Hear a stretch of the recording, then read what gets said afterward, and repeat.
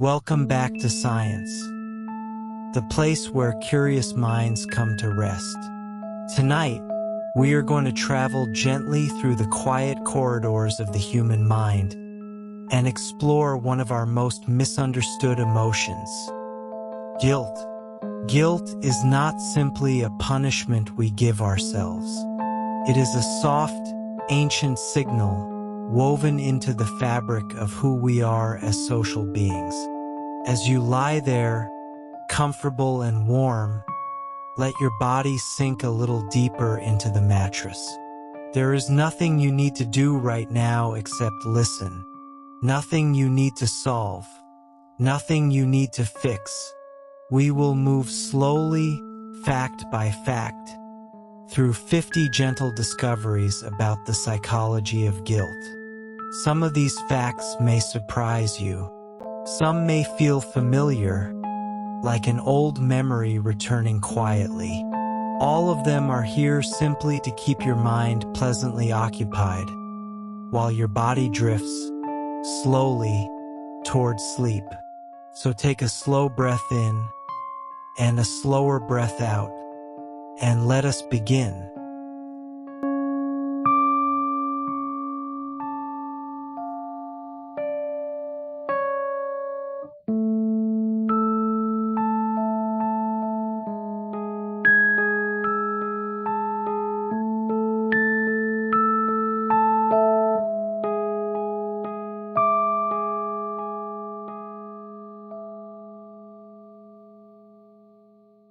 Guilt did not appear in humans by accident.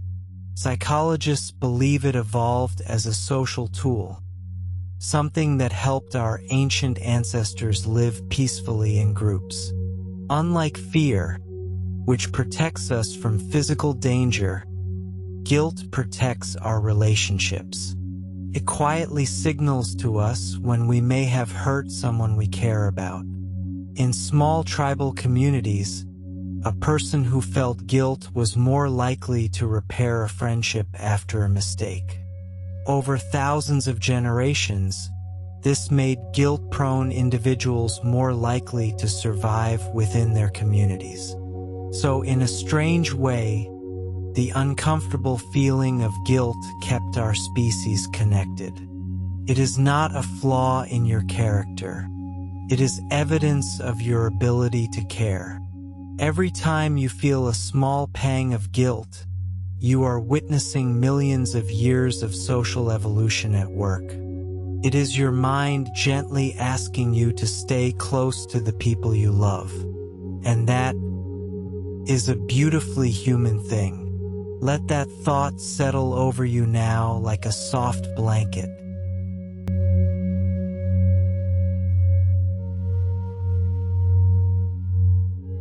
Neuroscientists have used brain imaging to watch guilt happen in real time.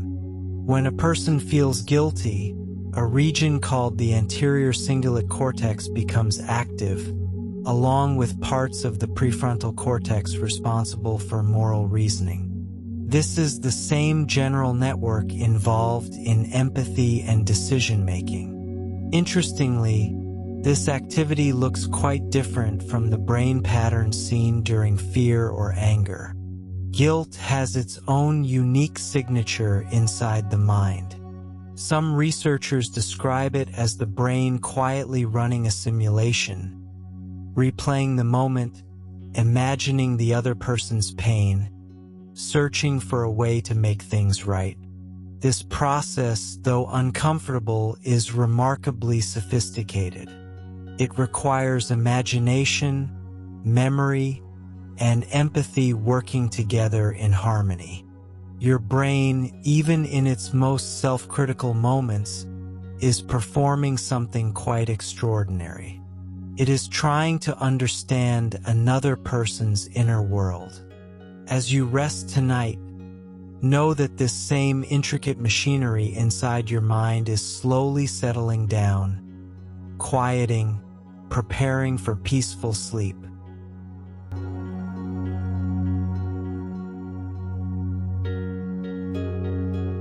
Developmental psychologists have found that children as young as 2 years old begin showing early signs of guilt. This is often seen when a toddler accidentally breaks something and immediately looks worried, or tries to fix it, or reaches for a parent's hand. By around the age of 4, most children can clearly distinguish between an accident and something done on purpose. This is a remarkable milestone in emotional development. It shows that empathy and moral reasoning begin forming long before children can even fully explain their feelings in words. Researchers studying early childhood note that guilt in young children is rarely destructive. Instead, it often appears alongside kindness, a gentle hug, a shared toy, an offer to help clean up. This early guilt is a seed of conscience, planted quietly in the earliest years of life. It grows slowly, shaping the kind, considerate adult that child will one day become. Somewhere inside your own memory, tucked away gently, is a moment just like this from your own early childhood.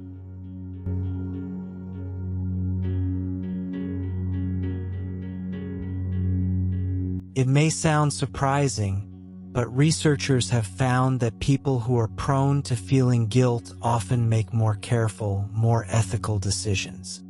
In behavioral studies, participants who anticipated feeling guilty about a choice were more likely to consider how it would affect others. This anticipatory guilt acts almost like an internal compass. It quietly nudges decisions in a kinder direction before any mistake is even made. Economists studying trust and cooperation have found that guilt-prone individuals are often more reliable business partners, more honest negotiators, and more dependable friends. This is because they instinctively weigh the emotional cost of letting someone down. In this sense, guilt functions less like an alarm and more like a compass, always pointing gently toward consideration and care. It is not something to be feared, but something to be listened to softly in the quiet moments before we act. Tonight, as your thoughts slow down, imagine that compass resting peacefully, no longer needing to point anywhere at all, simply still.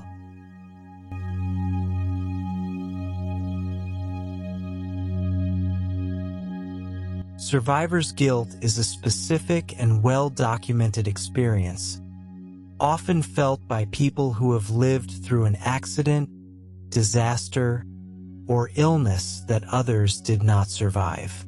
It can also appear in softer, quieter forms, such as succeeding at something while a close friend struggles. Psychologists explain that survivor's guilt often comes from a deep sense of fairness. The mind searches for a reason why one person was spared and another was not, and struggles to find peace with the randomness of it. This form of guilt is not a sign of weakness. It is a sign of deep empathy and connection to others. Therapists who work with survivor's guilt often help people transform this heaviness into something meaningful, like gratitude, remembrance, or purpose. Many people who experience survivor's guilt eventually channel it into helping others, honoring those they lost through kindness and action. It is one of the clearest examples of how guilt, though painful, can be gently transformed into something beautiful. Let this thought rest with you gently tonight, without needing to be carried any further.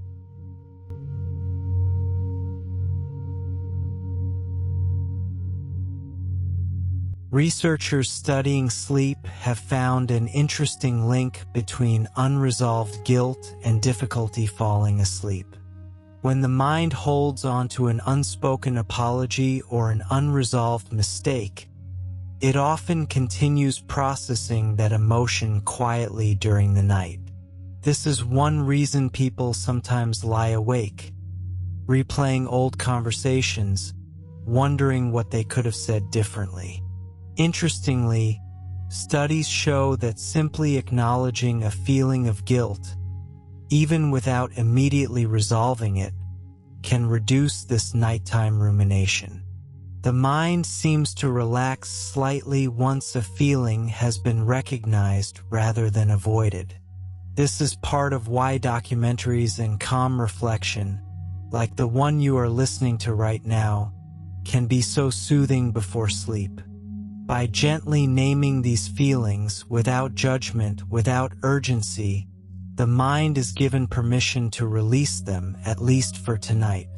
There is nothing to solve right now, nothing to reply to, nothing to fix, just this soft, steady voice and the quiet dark around you, inviting your mind to finally rest.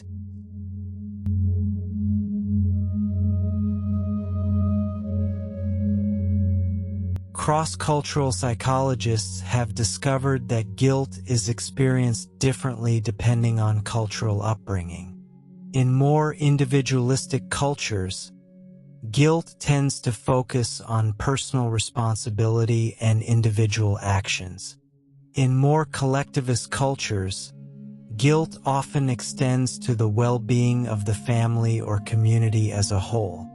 A person in a collectivist culture might feel guilty for choices that affect their family's reputation, even indirectly.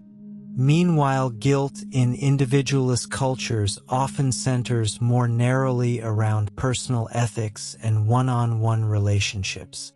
Despite these differences, researchers note that the core function of guilt remains remarkably consistent across the world.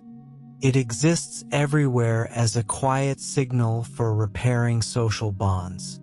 This suggests that guilt is not simply a cultural invention, but something deeply woven into human nature itself, expressed differently depending on the shape of the society around it.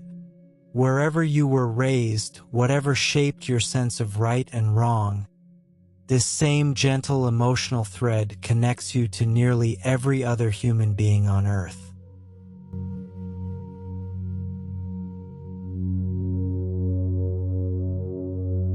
Psychologists have observed something quite touching in behavioral experiments. People who feel mild guilt often become noticeably more generous shortly afterward. In one well-known study, participants who were made to feel a small sense of guilt were significantly more likely to donate to charity or help a stranger. Researchers call this the guilt-generosity link. It suggests that guilt, rather than simply causing suffering, often motivates warmth and giving. This may explain why people are especially kind after a small disagreement with a loved one, or unusually thoughtful after forgetting an important date. The discomfort of guilt seems to open a door toward compassion, both for others and often for oneself. It is a reminder that even our most uncomfortable emotions can lead us toward kindness. Somewhere in your own life, a quiet act of generosity may have followed a moment just like this. Let that memory rest peacefully in the back of your mind tonight, as your breathing slows and softens.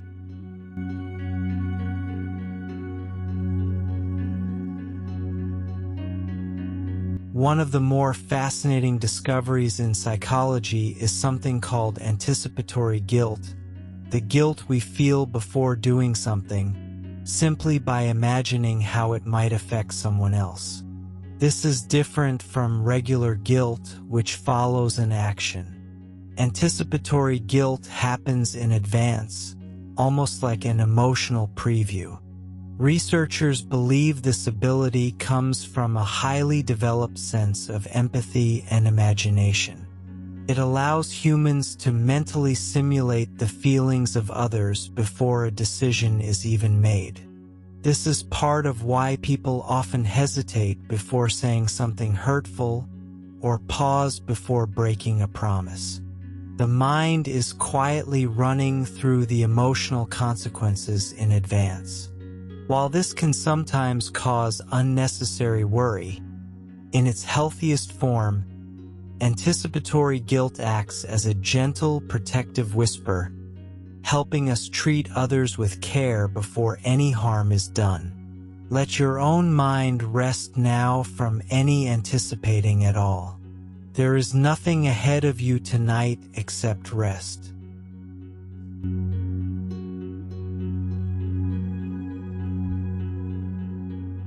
Psychologists have long studied the relationship between guilt and forgiveness, both forgiving others and forgiving oneself.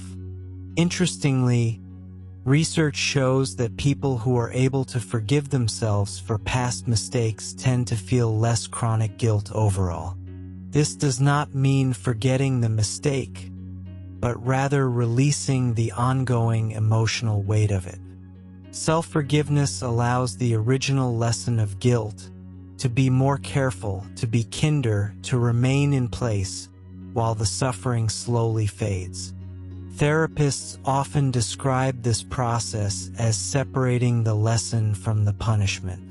You can keep the wisdom guilt gave you without continuing to carry the pain. Studies on forgiveness also show a strong connection to better sleep, lower stress hormones, and improved heart health. In many ways, forgiveness is the natural, gentle conclusion that guilt was always quietly waiting for.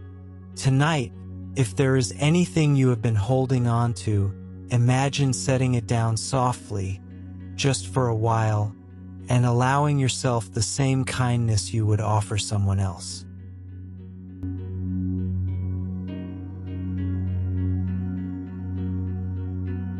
Sleep researchers have found that guilt is one of the more common emotional themes that appear in dreams. Often, a person who feels unresolved guilt during the day may dream about the person they feel they have wronged, sometimes replaying the event, sometimes imagining a different, gentler outcome. Psychologists believe dreaming may serve as a kind of emotional processing system, allowing the mind to work through difficult feelings without the pressures of waking life.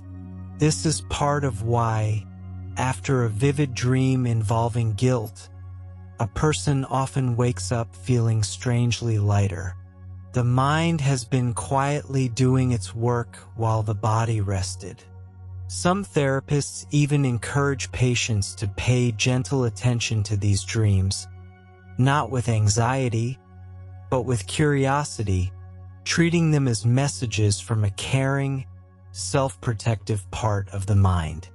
Tonight, as you drift into your own dreams, know that whatever your mind chooses to process, it is doing so gently, safely, and entirely in service of your well-being.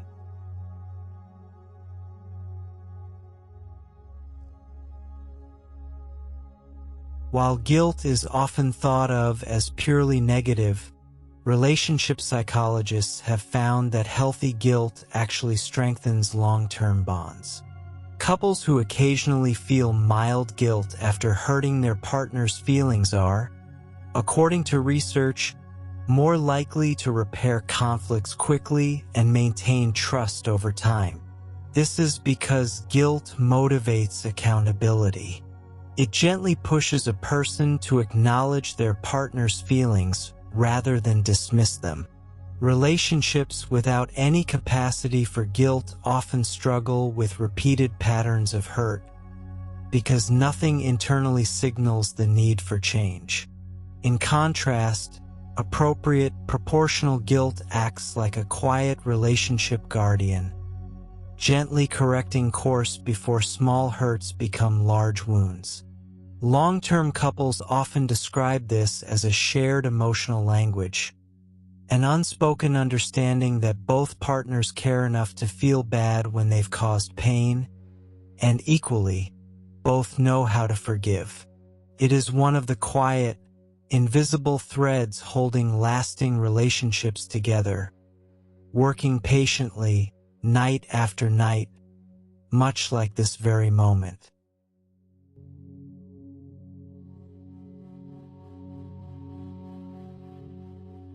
Psychologists have identified a fascinating variation of guilt known as collective guilt.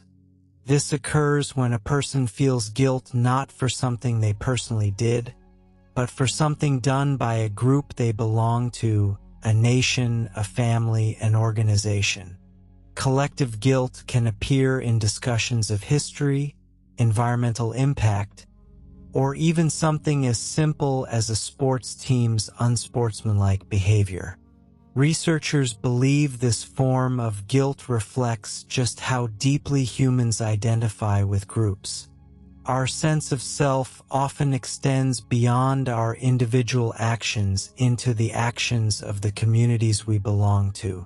While collective guilt can sometimes feel heavy or confusing, in its healthiest form, it often inspires collective repair, community service, advocacy, and thoughtful conversation.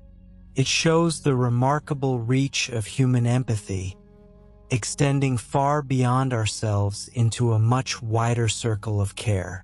Let your mind rest now from any wide, heavy feelings. Tonight, your only circle of care needs to be your own gentle rest.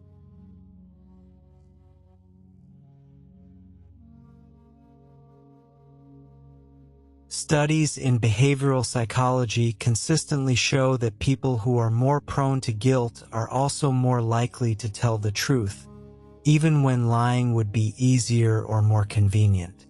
Researchers believe this happens because guilt-prone individuals vividly imagine how a lie might affect someone else, long before the lie is ever spoken. This imagined discomfort often outweighs the temporary benefit of dishonesty. In workplace studies, employees who scored higher in guilt proneness were found to be significantly less likely to cut corners or misrepresent their work. In personal relationships, the same pattern holds true. Guilt-prone partners tend to be more transparent and forthcoming, even about small, everyday matters. This suggests that guilt, far from being purely uncomfortable, plays a quiet but powerful role in building a foundation of trust. It is one of the invisible forces holding honest relationships and honest societies together. As you rest tonight, there is nothing to disclose, nothing to confess, only the simple honesty of allowing yourself to finally relax.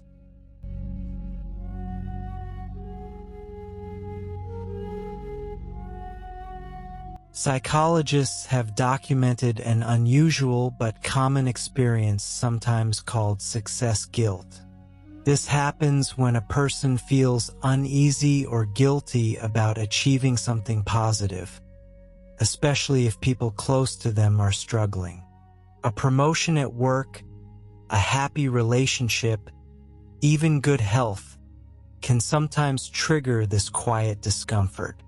Researchers believe this stems from deep empathetic bonds and a natural desire for fairness among people we care about.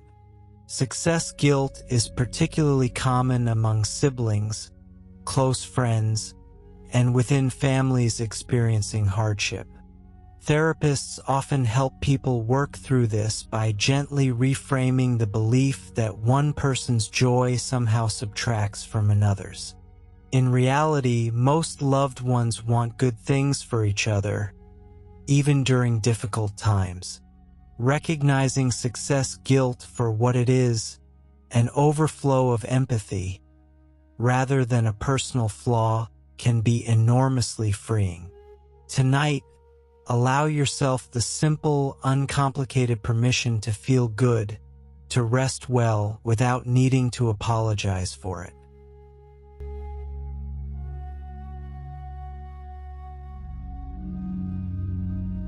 One of the more curious findings in psychology is that guilt does not always require an actual mistake. Sometimes, simply witnessing someone else's suffering without any responsibility for it can trigger guilt. This is sometimes called bystander guilt, and it appears often among people who feel powerless to help in difficult situations. Researchers believe this reflects the depth of human empathy. Our minds sometimes struggle to separate compassion from responsibility. While painful, this form of guilt often reveals a person's genuine care for others, even in situations entirely outside their control. Therapists gently remind people experiencing bystander guilt that empathy and blame are not the same thing. It is possible to feel deep compassion for someone's pain without needing to carry it as your own fault. This distinction can bring enormous relief. Tonight, if any part of your mind is holding on to something that was never truly yours to carry, allow yourself to gently, quietly set it down.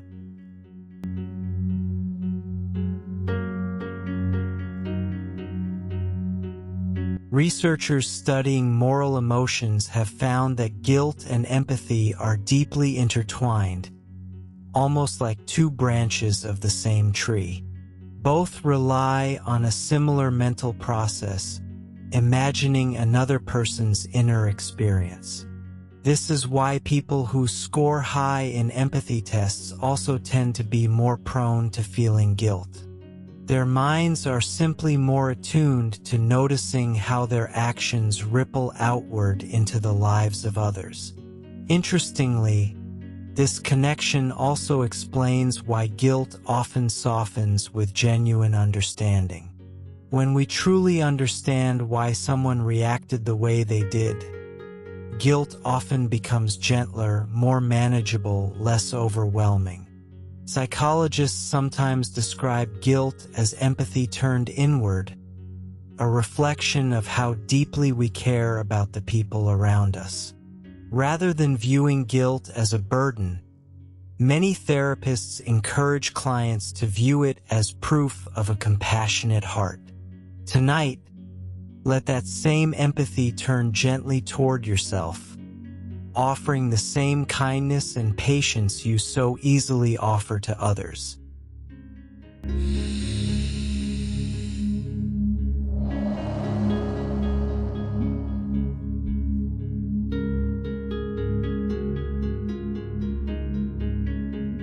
Cognitive psychologists have discovered that guilt has a noticeable effect on memory formation.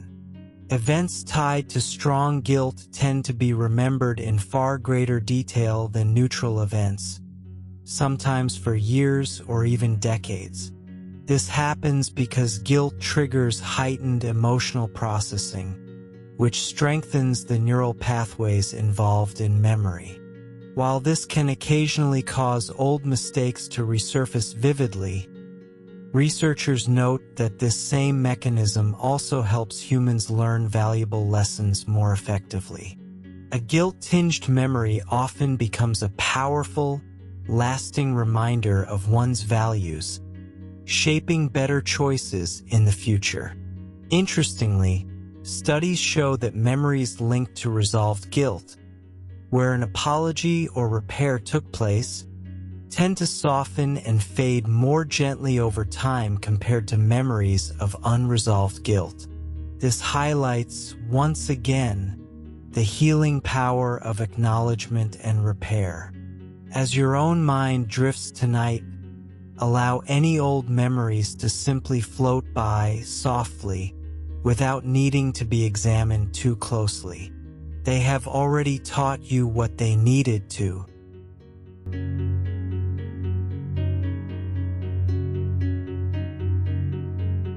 Psychologists studying early parenthood have found that guilt is one of the most frequently reported emotions among new mothers and fathers.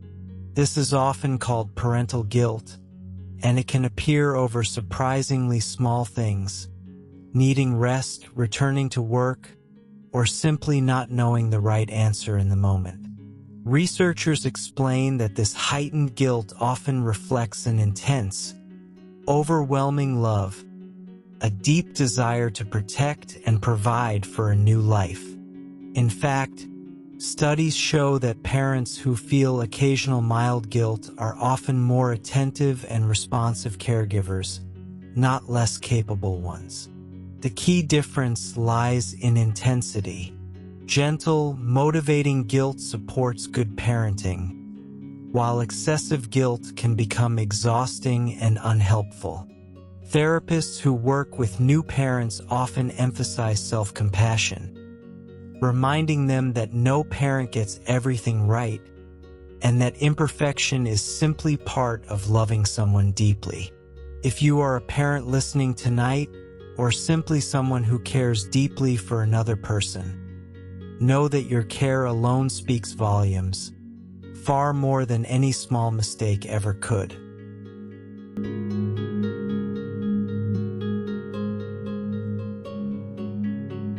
Occupational psychologists have identified a strong connection between chronic guilt and overworking, sometimes called work guilt. This often appears as discomfort during rest, vacations, or time away from responsibilities, even when that rest is well-deserved and necessary. Researchers believe this pattern often develops from early life messages equating worth with productivity. Over time, resting can begin to feel incorrectly like something that must be earned or justified. Interestingly, studies on burnout show that unresolved work guilt often leads to lower long-term productivity, not higher, as the mind and body become increasingly depleted. Rest, researchers emphasize, is not the opposite of hard work, but an essential part of sustaining it. Therapists often help clients gently unlearn this guilt by reframing rest as maintenance, similar to how a device must occasionally recharge to function well. Tonight, wherever you are in your own relationship with rest, allow yourself full permission to simply be still without needing to justify it to anyone, including yourself.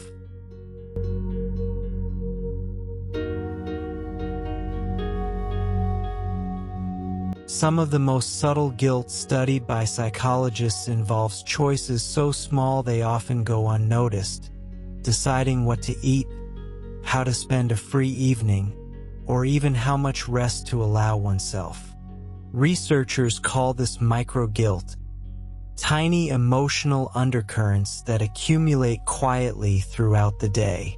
While individually minor, over time these small guilts can contribute to a persistent, low-level tension. Interestingly, studies show that simply becoming aware of micro-guilt often reduces its intensity almost immediately. Awareness alone seems to loosen its grip. This is part of why mindfulness practices and calming rituals like listening to a gentle voice before sleep have been shown to reduce overall stress levels. By slowing down and noticing these tiny feelings without judgment, the mind is given space to simply let them go. Tonight, if any small, quiet guilt has been following you through your day, let this moment be the place where it is finally, gently released.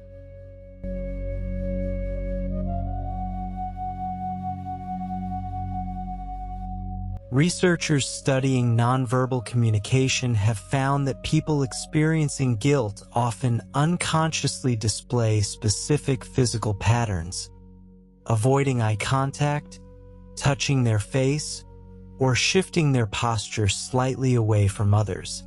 Interestingly, this happens even when someone is actively trying to hide their guilt. The body, it seems, often reveals what the mind is trying to conceal. Psychologists believe this may be an evolutionary holdover, a subtle social signal that once helped early human groups sense discomfort or dishonesty within their community. While not always a reliable indicator on its own, body language experts note that these patterns tend to appear more strongly when guilt is combined with genuine care about the relationship involved. In other words, the people we care about the most often reveal our guilt the most visibly. This once again reflects how deeply guilt is tied to connection and love, expressed through the body just as much as through words. Tonight, let your own body simply relax completely, with nothing left to hide and nothing left to reveal.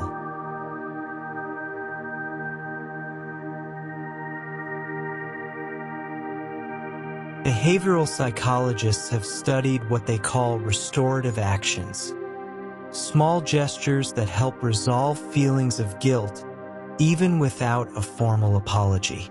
This might include a thoughtful message, an act of kindness, or simply spending quality time with someone after a disagreement. Interestingly, research shows that the size of the gesture matters far less than its sincerity. A small, genuine action often relieves guilt just as effectively as a grand one. This is because guilt is primarily about restoring emotional balance, not about grand displays. Psychologists refer to this as moral repair, a quiet realignment between two people after something has felt slightly off balance. Once this repair happens, even in a small way, the mind often releases guilt remarkably quickly. This shows the beautiful simplicity behind healing. Sometimes all it takes is a small, thoughtful gesture. Tonight, if your mind holds any small unfinished repair, simply notice it gently and trust that tomorrow will offer a quiet chance to mend it.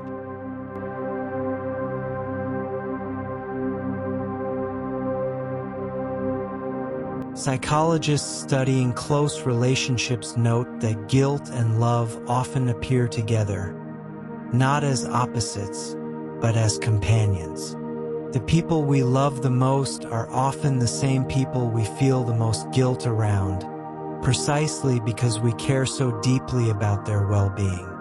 This is a completely natural pattern, not a sign of a troubled relationship. In fact, researchers note that an entire absence of guilt within close relationships can sometimes indicate emotional distance rather than health. Guilt, in its gentle form, is often a quiet expression of attentiveness, love paying close attention to itself.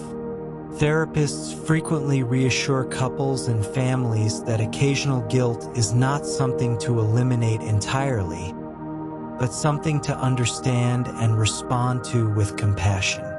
It is, in many ways, love's quiet way of checking in with itself. Tonight, if guilt and love feel tangled together somewhere in your heart, let that be all right. They have always been close companions, walking gently, side by side.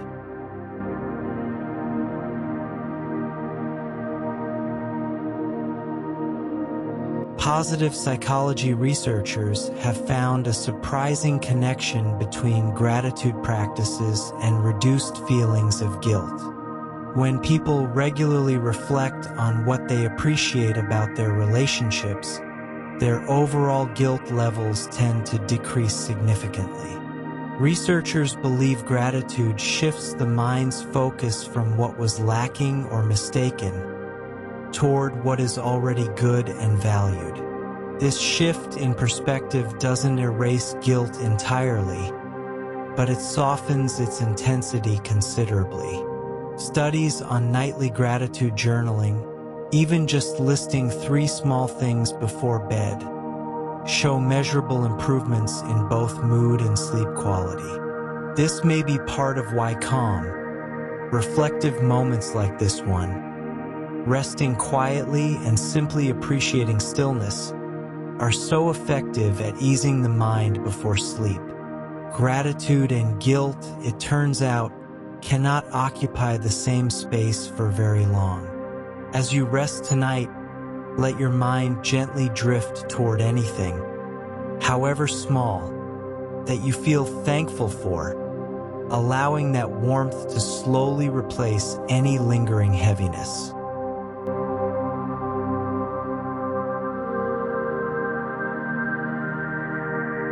Perhaps one of the most reassuring findings in the psychology of guilt is this: the capacity to feel guilt at all is considered by psychologists to be a strong sign of a healthy, functioning conscience. Individuals who are entirely incapable of feeling guilt, studied extensively in clinical psychology, often struggle significantly with empathy and long-term relationships.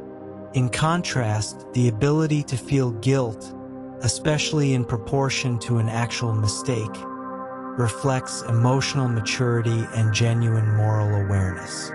This does not mean guilt should be sought out or dwelt upon, but rather understood as a sign that your inner compass is working exactly as it should. Every gentle pang of guilt you have ever felt has, in its own quiet way, been evidence of your good character. It has shown, again and again, how deeply you care about doing right by the people around you. Let that reassurance settle over you now, softly, as a quiet form of peace before sleep.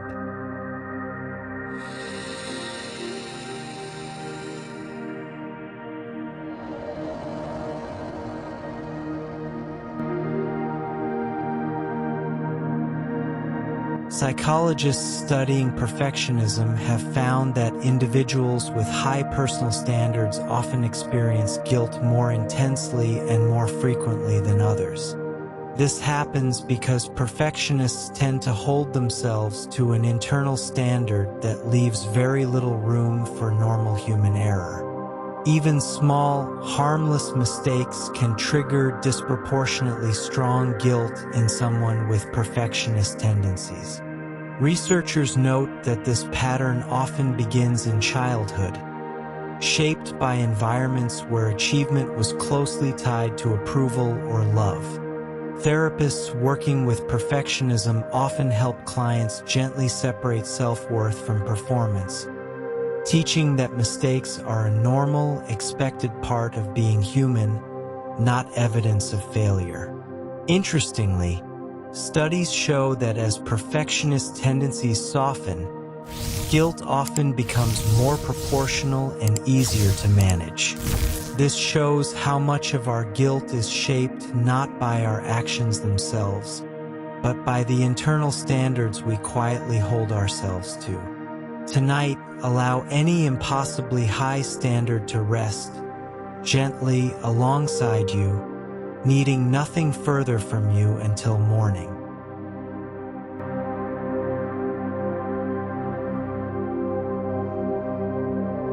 Sleep psychologists have identified a specific and increasingly common pattern called rest guilt, discomfort or unease that arises simply from relaxing, especially in busy, achievement-focused environments.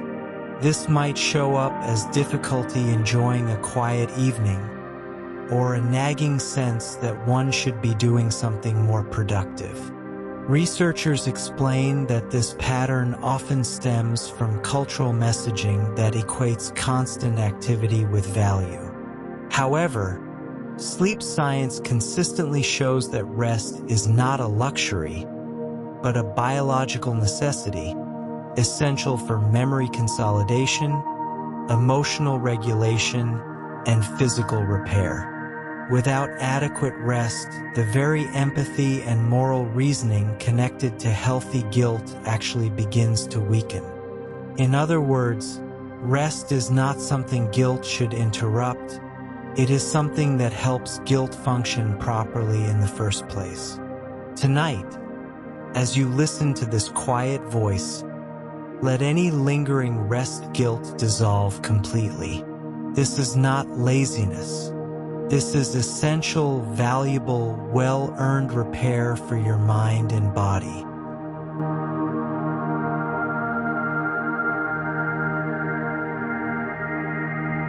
Environmental psychologists have studied a specific form of guilt, sometimes called eco-guilt, discomfort related to one's personal impact on the environment.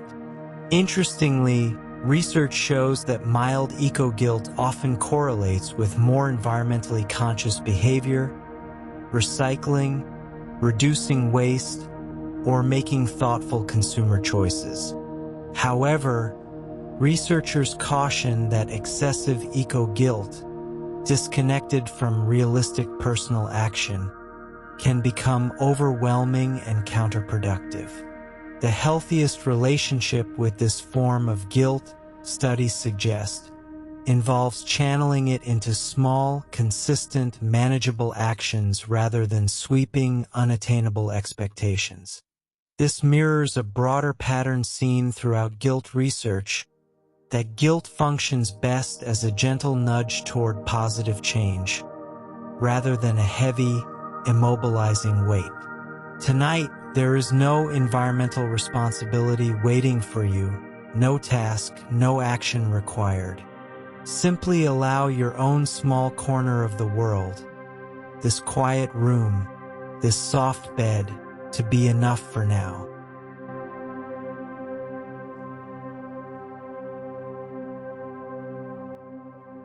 Developmental psychologists studying emotional change across the lifespan have found that the intensity and focus of guilt often shifts as people grow older. Younger adults tend to experience more guilt related to achievement, career choices, and social comparison. Older adults, interestingly, often report guilt more connected to relationships, time spent with loved ones, and reflections on the past. Researchers describe this as part of a broader psychological shift toward valuing connection and meaning as life progresses. Many older adults also report an increased capacity for self-forgiveness, having lived through enough experience to understand that mistakes are simply part of being human. This suggests that our relationship with guilt is not fixed, but continues to soften and mature throughout our lives. Wherever you are in your own journey tonight, know that with time, patience, and gentle reflection, guilt naturally tends to grow lighter, wiser, and easier to carry.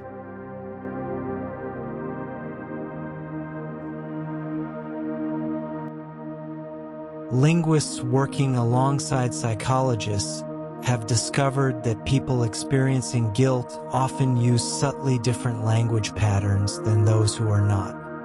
Guilt-related speech tends to include more first-person singular words, more references to obligation, and more tentative, softened phrasing. Researchers have used this pattern to study guilt in everything from personal journals to public apologies. Interestingly, apologies that use direct, clear language without excessive justification tend to be received far more positively than long, defensive explanations. This suggests that simplicity and sincerity matter more than elaborate wording when it comes to genuine repair. Even in something as small as the words we choose, guilt reveals its quiet presence, softly shaping how we express ourselves to the people we care about. Tonight, there are no words you need to choose carefully, no explanations required. Just quiet, simple stillness, exactly as it is.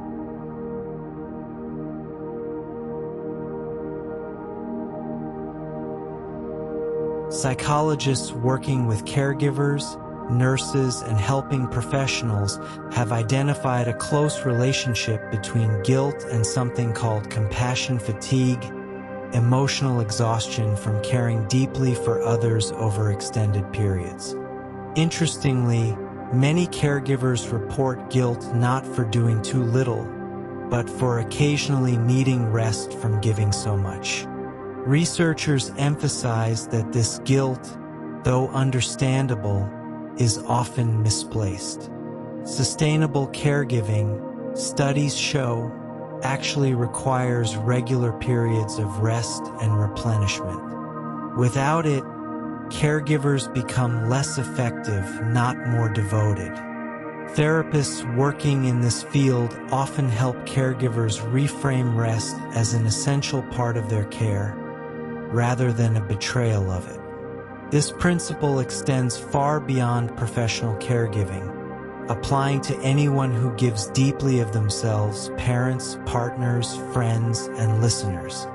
If you are someone who cares deeply for others, tonight is your quiet permission to simply receive care yourself, resting fully, without guilt, without hesitation.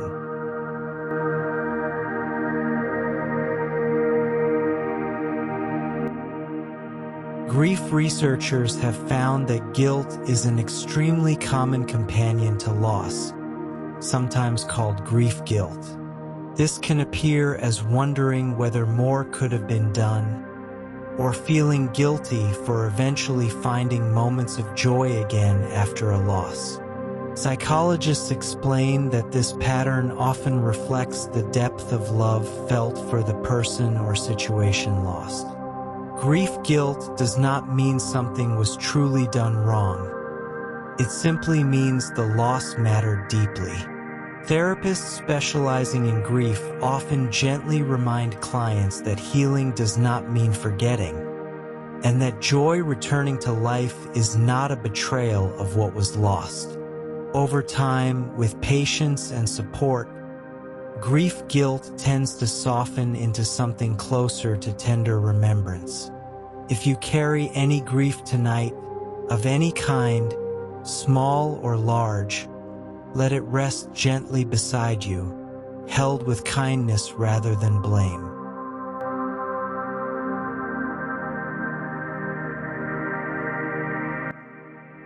Psychologists studying apologies note an important nuance.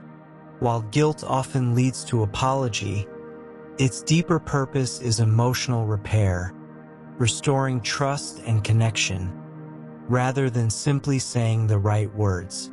Research on effective apologies shows that acknowledgement, genuinely understanding how another person feels, matters more than the specific phrasing used. Studies also show that apologies focus purely on relieving one's own guilt, without genuine attention to the other person's experience, are often less effective at repairing relationships. This distinction highlights something beautiful about guilt at its healthiest. It ultimately points outward, toward care for another person, rather than inward, toward simply easing one's own discomfort. Understanding this can transform the way we approach mistakes, shifting focus from self-relief toward genuine connection and understanding. Tonight, there is nothing outward you need to focus on. Simply allow your attention to rest quietly, gently, entirely on yourself, and the sleep that is slowly approaching.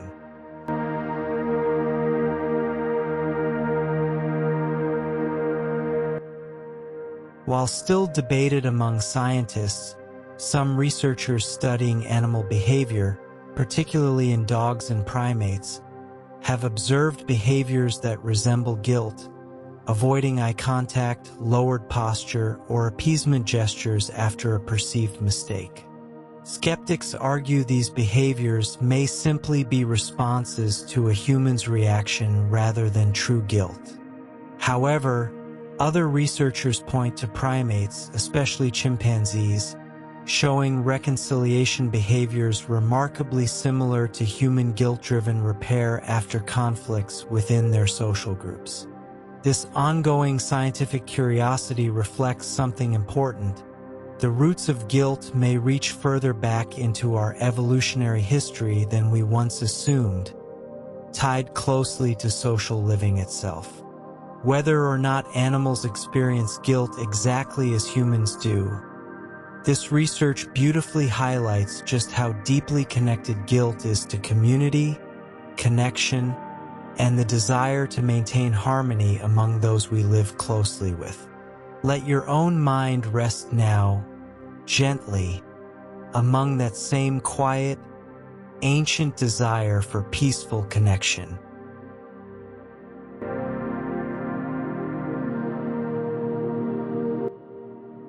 Perhaps one of the most well-supported findings in modern psychology is this: practicing self-compassion significantly reduces the intensity and duration of guilt. Self-compassion involves treating oneself with the same kindness, warmth, and understanding one would naturally offer a good friend. Researchers have found that people who practice self-compassion after a mistake recover emotionally much faster than those who respond with harsh self-criticism. Interestingly, self-compassion does not reduce accountability or motivation to improve. In fact, studies show the opposite. Self-compassionate individuals are often just as motivated to make amends, but without the added burden of unnecessary suffering. This finding gently challenges an old assumption that self-criticism is necessary for growth. In truth, kindness toward oneself appears to be a far more sustainable, effective path forward. Tonight, as this documentary gently continues, allow yourself simply to receive the same warmth and patience you would so easily offer someone you love.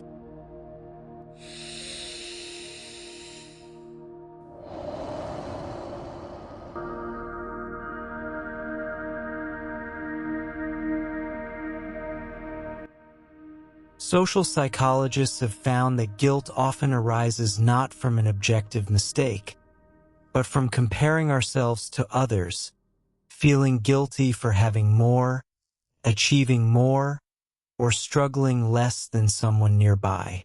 Researchers call this comparative guilt, and it is closely tied to our deep social awareness of fairness and belonging. While mild comparative guilt can sometimes inspire generosity, excessive comparison often distorts a person's sense of their own worth. Therapists gently remind clients that everyone's circumstances, efforts, and paths are different, and that guilt over simply having a good life is rarely productive. Instead, researchers encourage transforming comparative guilt into quiet gratitude, and where possible, gentle acts of support for others. This shift allows the same empathy that created the guilt to be redirected into something genuinely helpful. Tonight, there is no comparison waiting for you, no measuring against anyone else's path.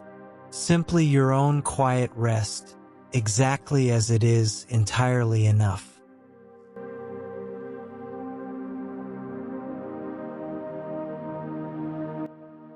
Psycholinguists studying memory and emotion have found that guilt often distorts how we recall past conversations, sometimes making us remember our own words as harsher or more hurtful than they actually were.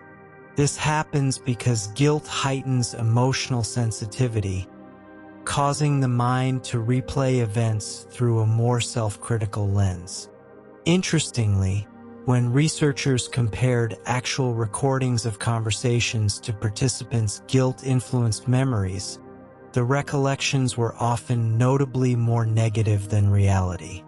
This finding offers a gentle but important reminder: our guilty memories are not always perfectly accurate reflections of what truly happened. Therapists often encourage individuals experiencing lingering guilt to gently question these memories, asking whether the harshness they recall truly matches the moment as it occurred. Often, with kind reflection, the memory softens considerably. Tonight, if any replayed conversation lingers in your mind, allow yourself the gentle possibility that it may have been far kinder, far gentler than guilt has led you to remember.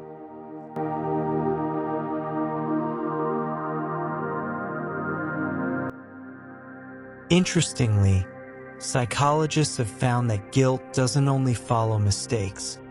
It can also gently motivate small, everyday acts of kindness that might otherwise go unnoticed.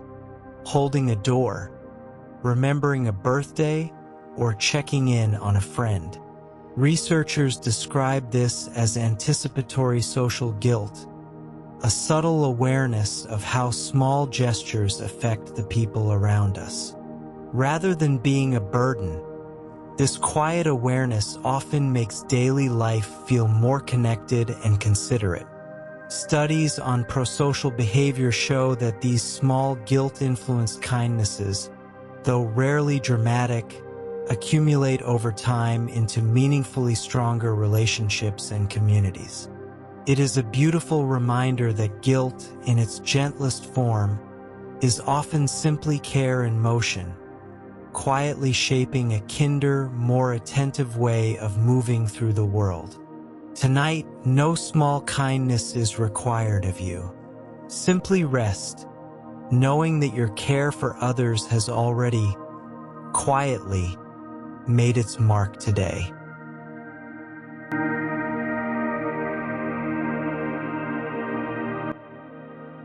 Clinical psychologists studying anxiety and guilt have found that slow, controlled breathing can noticeably reduce the physical intensity of guilt in the moment. This happens because guilt, like many strong emotions, activates the body's stress response, and slow breathing directly counters that response by activating the parasympathetic nervous system, the body's natural calming system. Simple techniques, such as breathing in gently for 4 counts, holding for 4 counts, and releasing slowly for 6 or 8 counts, have been shown in studies to lower heart rate and ease emotional intensity within minutes. This is part of why calm, steady narration, paired with slow, natural pacing, can be so soothing to listen to before sleep.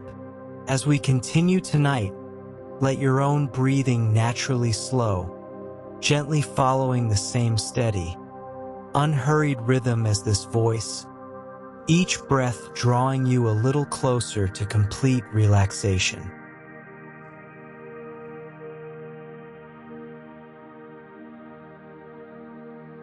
Research examining gender differences in guilt has found some interesting patterns, though researchers emphasize substantial overlap and individual variation. Some studies suggest women report slightly higher frequency of guilt related to relationship maintenance, while men sometimes report guilt more connected to performance or provider roles. Researchers caution against oversimplifying these findings, noting that cultural expectations likely shape much of this difference more than any inherent biological factor.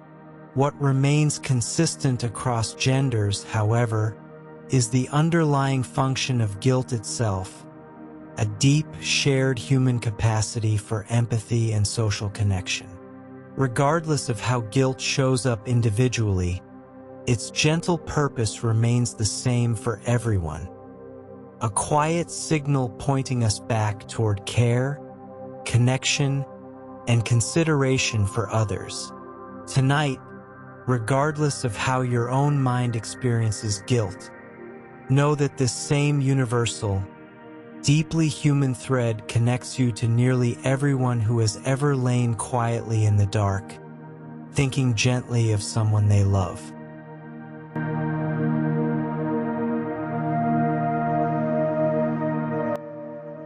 Psychologists place guilt in a special category of feelings known as moral emotions, alongside shame, embarrassment, and pride. Unlike fear or anger, which can be triggered by almost anything in the environment, moral emotions arise specifically from our sense of right and wrong.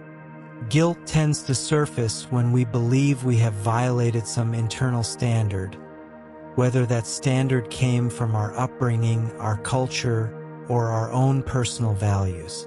Researchers describe it as a self-conscious emotion, meaning it requires a fairly developed sense of self to even experience it.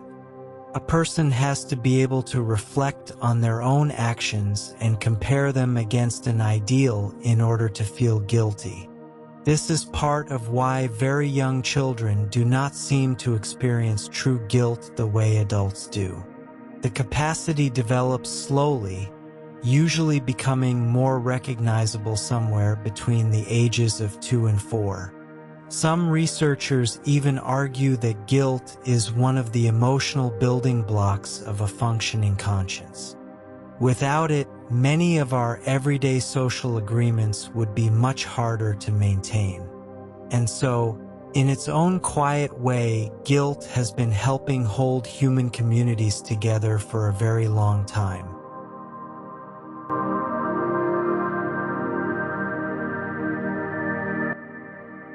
For many years, guilt and shame were often used interchangeably in everyday language, but psychologists have drawn a clear and gentle distinction between them. Guilt tends to focus on a specific action. The thought is usually something like, "I did a bad thing." Shame, on the other hand, tends to attach itself to the whole self, producing a thought closer to, "I am a bad person." This difference might sound small, but it has a large effect on how each emotion behaves. Guilt often motivates repair, such as apologizing or making amends, because the behavior itself feels changeable. Shame, because it feels like an identity rather than an action, tends to make people want to hide or withdraw instead. Researchers such as June Tangney have spent decades studying this distinction in careful detail. Her work suggests that guilt-prone people are often more empathetic and better at maintaining relationships than shame-prone people. Shame has also been linked more strongly to anger, defensiveness, and even aggression as a way of protecting a fragile sense of self. Guilt, by contrast, tends to quietly nudge a person back toward connection rather than away from it. So although the two feelings can arrive together, they are, in many ways, gentle opposites in how they guide our behavior.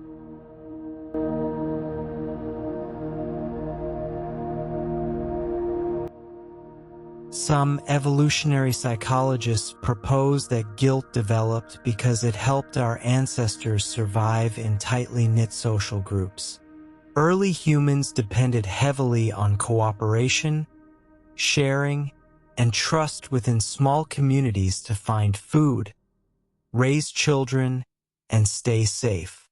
If someone broke that trust, perhaps by taking more than their share or failing to help a neighbor, the group's survival could be threatened. Guilt may have evolved as an internal alarm system, one that activates before punishment from the group ever needs to happen. In this view, guilt is essentially a built-in incentive to repair relationships quickly and quietly. A person who feels guilty after wronging someone is more likely to apologize, offer help, or change their behavior, restoring balance to the group. This self-correcting mechanism would have been far more efficient than waiting for external punishment or exile. Some researchers even compare guilt to a kind of social thermostat, constantly adjusting behavior to keep relationships stable. Interestingly, This theory helps explain why guilt so often centers on relationships rather than abstract rules. It is less about right and wrong in a cosmic sense, and more about keeping the people around us close and cooperative.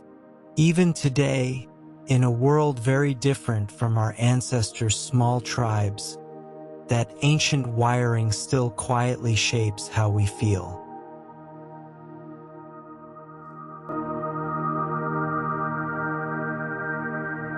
Neuroscientists using brain imaging have identified a small network of regions that become active when people experience guilt. Among the most consistently involved areas are the anterior cingulate cortex and the insula, both of which are also linked to physical pain and emotional distress.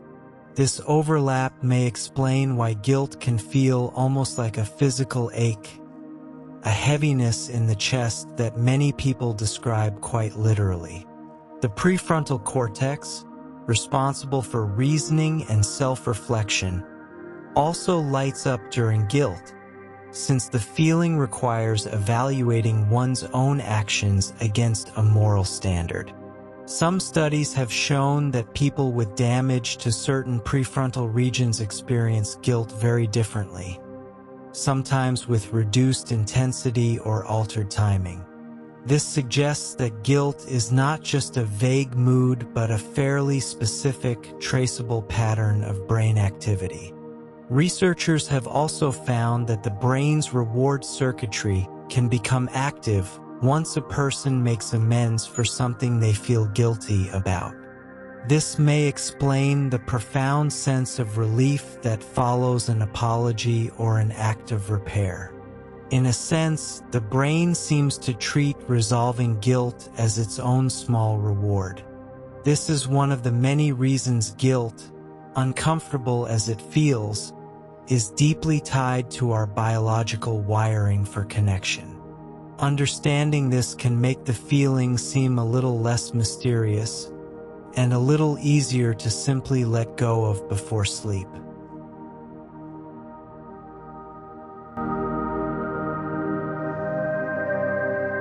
Long before someone consciously thinks, "I feel guilty," their body may already be responding.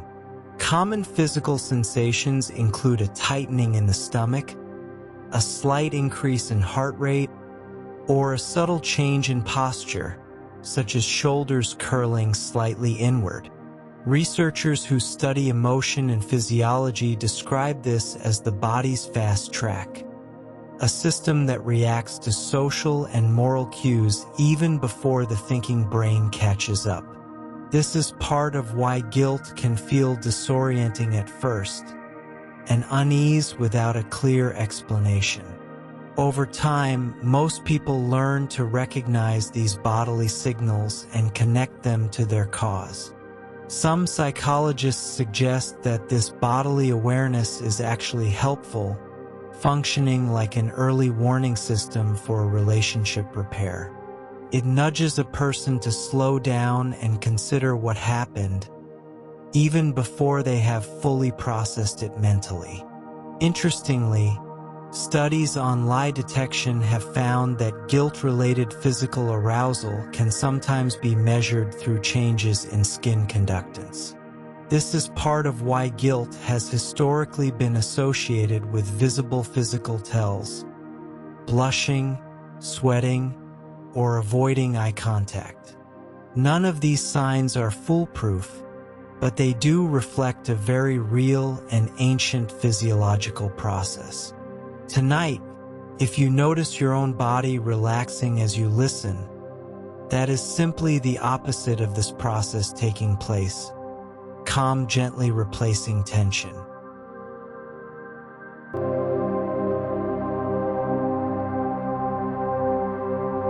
One of the most consistently observed effects of guilt is that it tends to make people more generous, cooperative, and helpful, at least in the short term.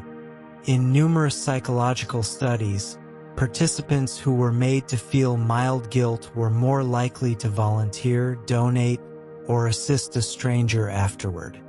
This happens because guilt often creates a strong internal pull toward repairing a perceived wrong, even when the person harmed was not directly involved. Researchers refer to this as a kind of moral cleansing, where doing something kind afterward helps restore an inner sense of balance. Interestingly, the guilt does not have to be enormous to produce this effect.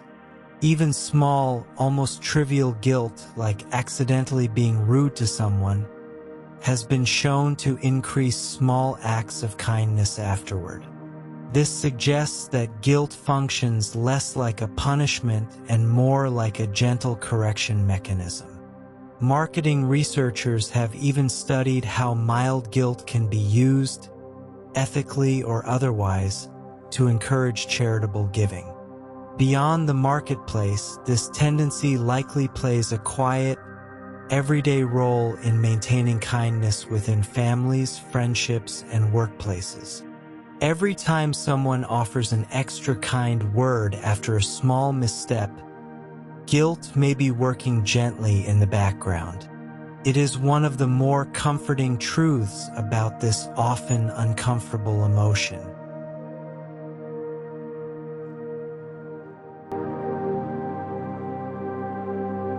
Guilt does not only arrive after an action, it can also appear beforehand, in the form of anticipated guilt.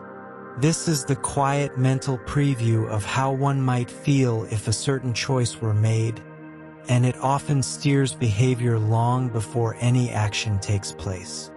Researchers studying decision-making have found that people frequently imagine future guilt when weighing options, especially ones involving other people's feelings.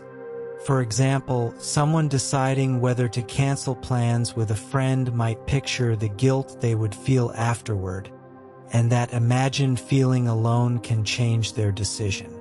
This process relies heavily on a mental skill called perspection, or the ability to imagine future emotional states. Studies suggest that people who are skilled at vividly imagining future guilt tend to make more cooperative choices in economic games. In some experiments, simply reminding participants to think ahead about potential guilt increased honest behavior. This shows that guilt's influence extends far beyond the moment of wrongdoing itself. In many ways, anticipated guilt acts as a quiet advisor, whispering caution before a choice is finalized. It is one of the reasons humans are often more considerate in advance than pure self-interest alone would predict. This gentle forward-looking pull is part of what keeps so many relationships steady over time.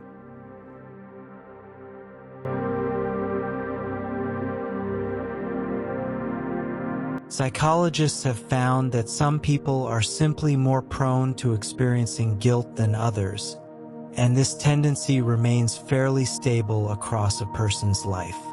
This trait is often measured using scales that ask how a person would feel in various everyday moral scenarios. Interestingly, high guilt proneness has been linked to several positive outcomes, including greater honesty, more reliable behavior at work, and stronger long-term relationships. This may seem surprising, since guilt is often thought of as an unpleasant feeling to avoid, but researchers argue it functions as an internal compass rather than a burden. People high in guilt proneness tend to take responsibility for mistakes rather than blaming others, which strengthens trust over time. Some studies have even found lower rates of unethical behavior among employees who score higher on guilt proneness measures. Importantly, guilt proneness is different from simply feeling guilty all the time about everything, which can sometimes reflect anxiety rather than moral sensitivity. Researchers are careful to distinguish healthy guilt proneness from excessive, chronic guilt that serves no useful purpose. In its balanced form, however, this trait appears to support cooperation, fairness, and long-term social bonds. It is thought to develop through a combination of temperament and early experiences with caregivers. Understanding this trait offers a gentle reminder that feeling guilt easily is not a flaw, but often a quiet sign of conscientiousness.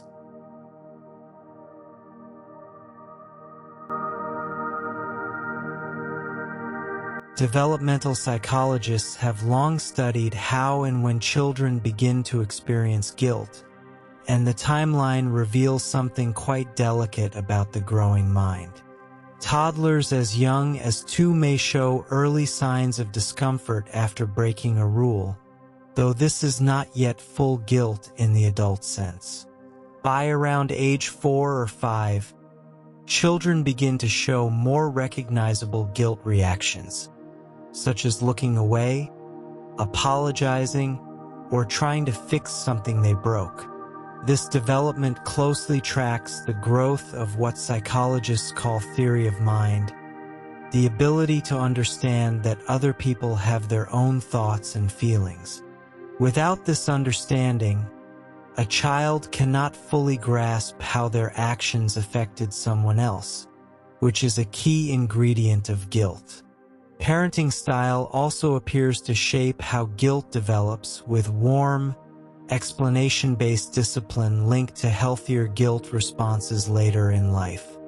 In contrast, harsh or shame-based discipline is more often linked to the development of shame rather than guilt. Researchers view this distinction as important, since guilt tends to support empathy, while shame more often undermines it. Children who develop healthy guilt responses often show greater empathy and cooperative play with peers.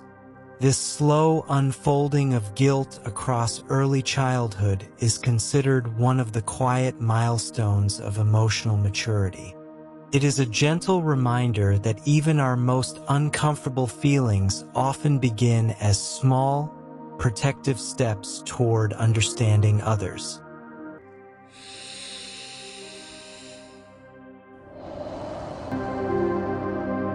While guilt appears to be a near-universal human emotion, the way it is expressed and prioritized varies considerably across cultures. In many individualist cultures, guilt is often described as a private, internal experience tied closely to personal conscience.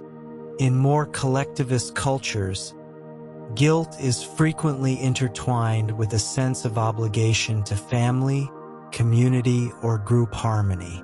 Some cross-cultural psychologists distinguish between guilt cultures and shame cultures, though modern researchers note that most societies contain elements of both. In guilt-oriented frameworks, wrongdoing is often addressed through private reflection or confession. In shame-oriented frameworks, wrongdoing is more often addressed through public acknowledgement and restoring one's standing within the group. Language itself reflects some of these differences, with certain cultures having several distinct words for shades of guilt that English does not clearly separate. Religious and philosophical traditions have also shaped guilt differently, with some traditions emphasizing forgiveness and others emphasizing atonement through action. Anthropologists studying these differences caution against ranking cultures as more or less guilt-prone, since the emotion simply channels itself differently. Even within a single country, guilt can be expressed differently across generations, families, and communities. This diversity reminds us that guilt is not a fixed, universal script, but a flexible emotional tool shaped by the values around us. As you drift further into rest tonight, there is something quietly comforting in knowing that this very human feeling has been gently shaped and reshaped across every culture on Earth.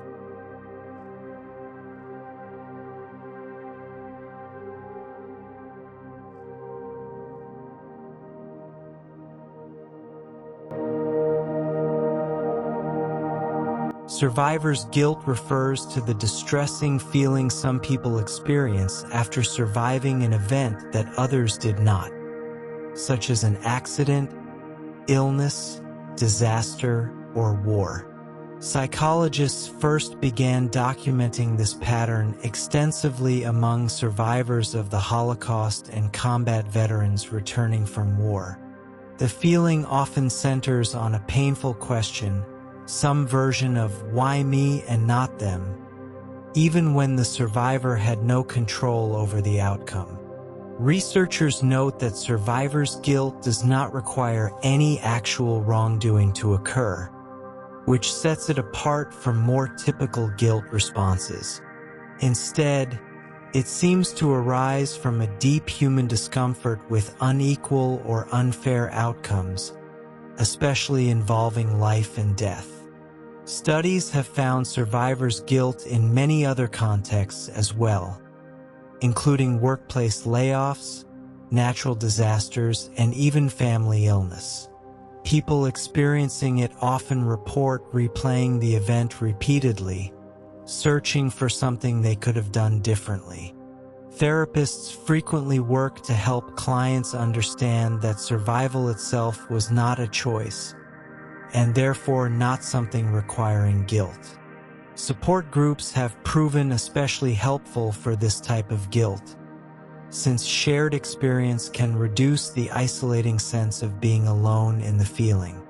Over time, many people are able to transform survivors' guilt into a sense of purpose, dedicating themselves to honoring those who did not survive.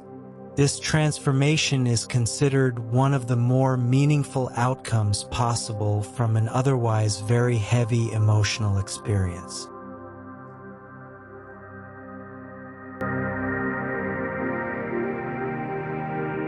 Although guilt and regret often appear together, researchers treat them as separate emotional experiences with different focuses.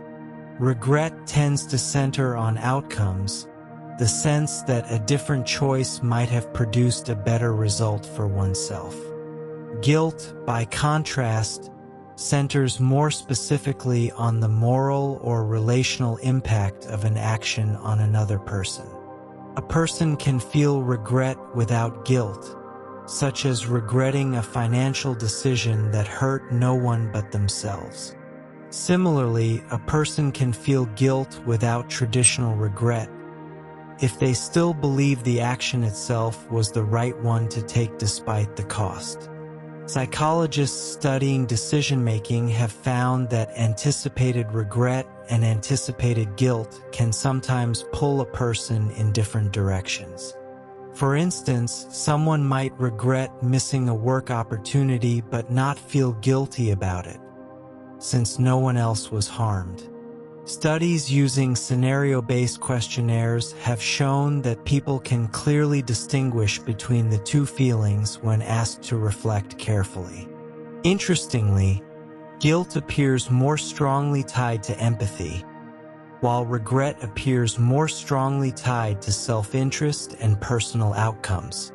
Both emotions, however, share a similar function, encouraging reflection on past choices to improve future ones. Understanding this distinction can be quietly reassuring, since it helps clarify that not every uncomfortable feeling about the past is necessarily guilt.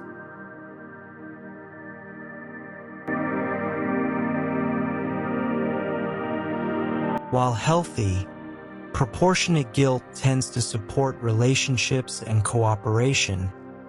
Researchers note that guilt can sometimes become excessive or chronic.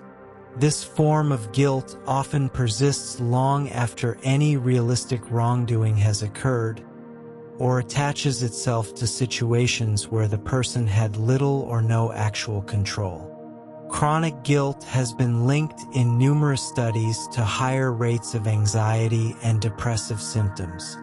Some clinicians describe this pattern as guilt without a clear-off switch, where the internal alarm system continues firing long after its purpose has been served. This can be especially common among caregivers, parents, and people in helping professions who often feel responsible for outcomes beyond their control. Cognitive behavioral therapy has been shown to be effective in helping people reevaluate these guilt patterns more accurately. Therapists often help clients distinguish between guilt that reflects a real, correctable action and guilt that reflects an unrealistic standard of responsibility. Mindfulness-based approaches have also shown promise in helping people notice guilt without becoming consumed by it. Researchers emphasize that the goal of treatment is not to eliminate guilt entirely, since some guilt remains healthy and useful. Instead, the aim is to help the feeling return to a proportionate, manageable size. This distinction between useful guilt and excessive guilt is considered one of the more important insights in modern emotional psychology.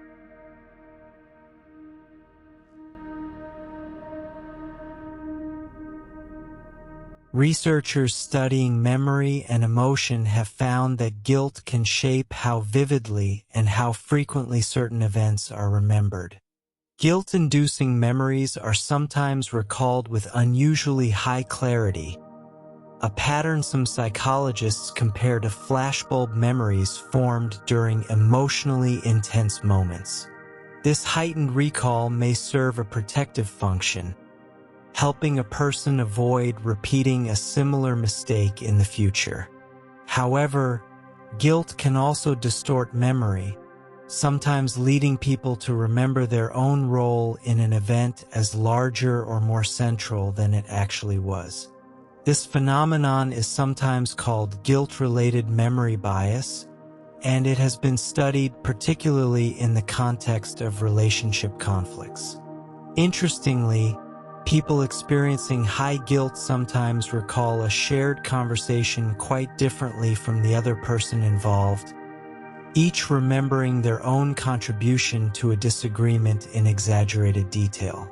Therapists working with couples often encounter this pattern, where both partners feel disproportionately responsible for the same disagreement. Researchers suggest that this bias, while sometimes frustrating, actually reflects an underlying motivation toward fairness and repair. Some studies have also found that guilt can improve memory for the person who was harmed, perhaps as a way of ensuring future kindness toward them. This link between guilt and memory highlights just how deeply intertwined our moral emotions are with the way we store our personal history. It is a gentle reminder that memory itself is never purely factual, but is quietly shaped by feeling.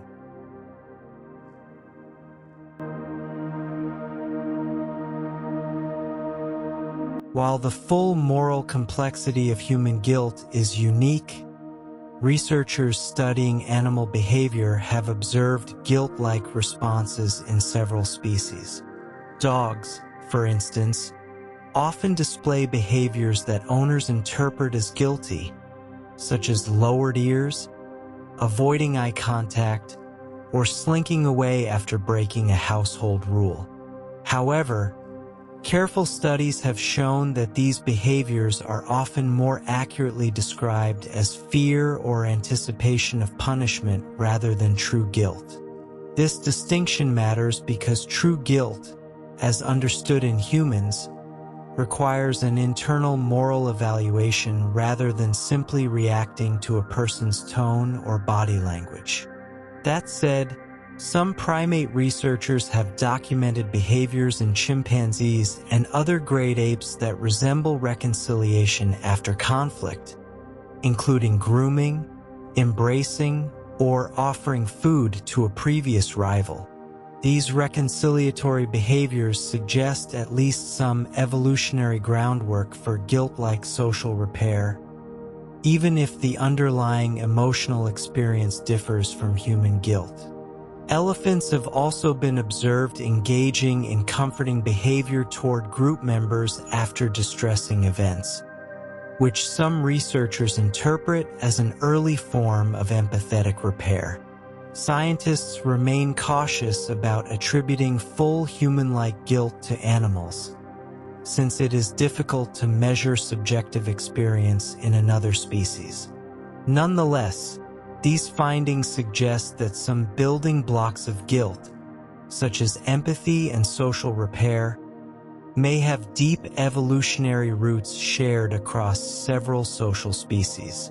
This comparative research helps illuminate just how old and biologically rooted our own capacity for guilt might be.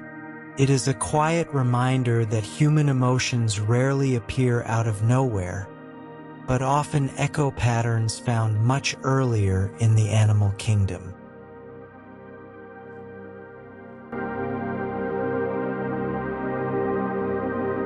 Psychologists studying grief have found that guilt frequently accompanies the loss of a loved one, even when no wrongdoing actually occurred.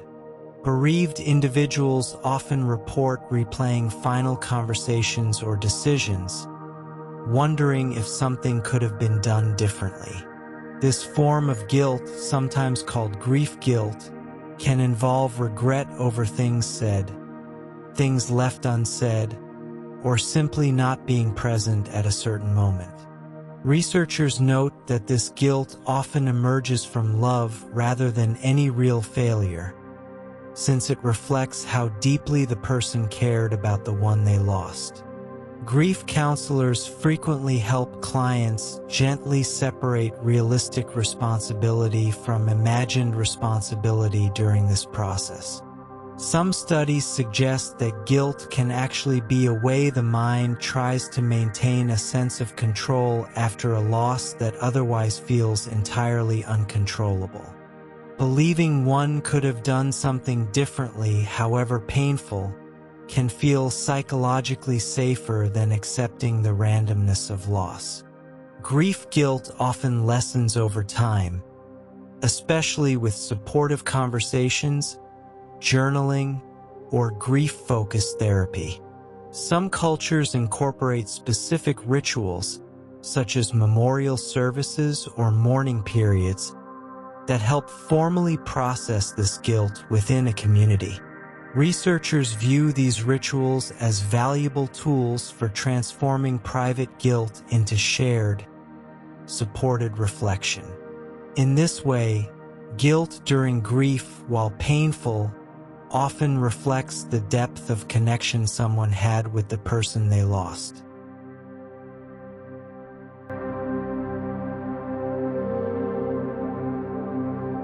Researchers studying moral emotions have found a strong connection between guilt and a person's capacity for empathy. To feel guilty about hurting someone, a person generally needs to be able to imagine that person's emotional experience, at least to some degree. This process, known as perspective taking, appears to activate overlapping brain regions with those involved in empathy more generally. Studies have shown that people who score higher on empathy measures also tend to report more frequent and more intense guilt after minor social transgressions. This link helps explain why guilt so often motivates repair rather than avoidance, since imagining the other person's hurt naturally creates a pull toward comforting them. Some developmental psychologists argue that guilt and empathy essentially grow together in childhood, each reinforcing the other over time. Interestingly, people with reduced empathic capacity, whether due to certain conditions or personality traits, often report experiencing less guilt after wrongdoing. This has led some researchers to view guilt as, in part, empathy directed inward and translated into personal responsibility. Therapeutic approaches that build empathy skills have sometimes also been found to gently increase healthy guilt responses in people who previously showed very little remorse. This relationship between guilt and empathy highlights just how deeply social our moral emotions truly are. In many ways, guilt is simply empathy's quiet echo, arriving after the moment has already passed.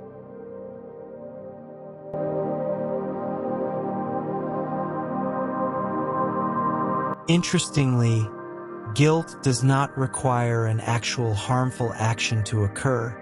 It can also arise from simply imagining oneself doing something wrong. Studies using hypothetical scenarios have found that people can experience measurable guilt responses just by vividly picturing a moral violation, even one they have no intention of committing. This suggests that guilt is deeply tied to imagination and mental simulation, not only to real-world behavior. Researchers believe this capacity likely serves a protective function, allowing people to test potential actions mentally before committing to them in real life. In a sense, imagined guilt acts as a kind of internal rehearsal space, helping people avoid actual harmful behavior. This phenomenon has also been studied in the context of intrusive thoughts, where unwanted, uncharacteristic thoughts can sometimes trigger inappropriate guilt in people who would never act on them. Clinicians treating anxiety-related conditions often help clients understand that having an intrusive thought is entirely different from wanting to act on it. This distinction is considered crucial, since guilt over merely imagining something can otherwise become distressing and disproportionate. Some researchers describe this pattern as a normal safety feature of the mind, a way of testing moral boundaries without any real-world consequence. Recognizing this can be quite freeing, especially for people who experience unwanted or intrusive thoughts. Guilt, in this sense, is sometimes simply the mind quietly rehearsing kindness, long before any action ever takes place.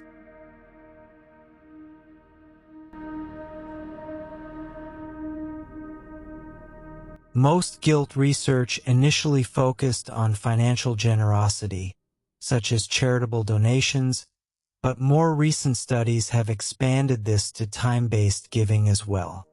Researchers have found that people experiencing mild guilt are more likely to volunteer their time, help a colleague with a task, or offer emotional support to a friend. This suggests that guilt's motivational pull extends beyond simple transactions and into the fabric of everyday helpfulness. Some studies have used clever experimental designs, such as having a participant accidentally inconvenience another person, to measure how guilt shapes subsequent helping behavior. In these studies, the guilty party often goes out of their way afterward, offering help that is disproportionate to the original inconvenience. Researchers interpret this as evidence that guilt operates on a kind of emotional ledger, seeking to restore balance even through indirect acts of kindness. Interestingly, this generosity often extends beyond the person originally wronged, sometimes spreading kindness to entirely unrelated individuals, a pattern researchers call moral cleansing through displacement. This means that guilt from one interaction can quietly ripple outward, improving someone's behavior in a completely different context. Workplace studies have found that employees who feel mild guilt after a mistake often become notably more cooperative team members afterward. This ripple effect is one of the more encouraging discoveries in guilt research, showing how a small, uncomfortable feeling can lead to a wider wave of kindness. It is a gentle example of how even our least favored emotions can quietly serve a generous purpose.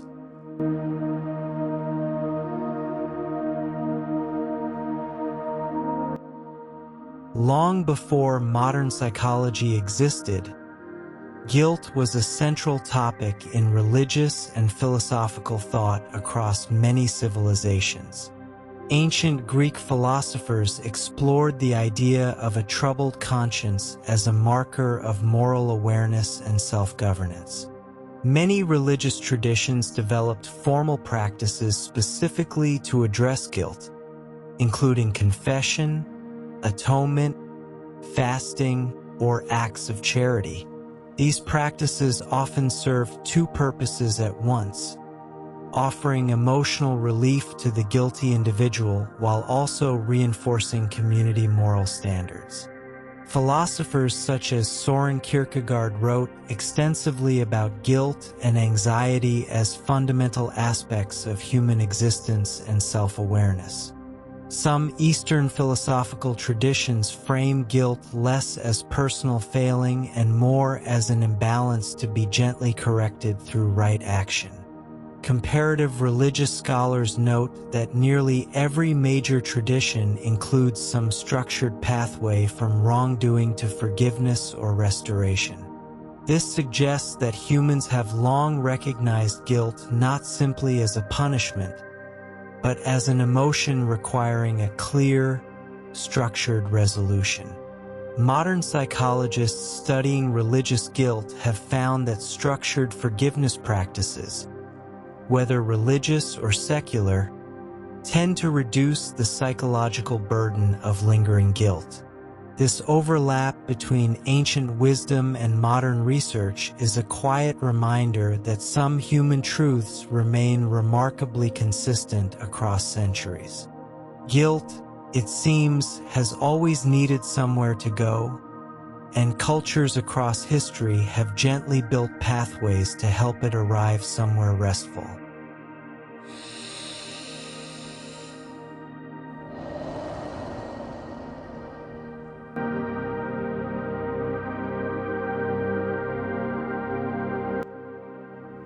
Researchers studying sleep and emotion have found that unresolved guilt can subtly interfere with the ability to fall asleep or stay asleep through the night.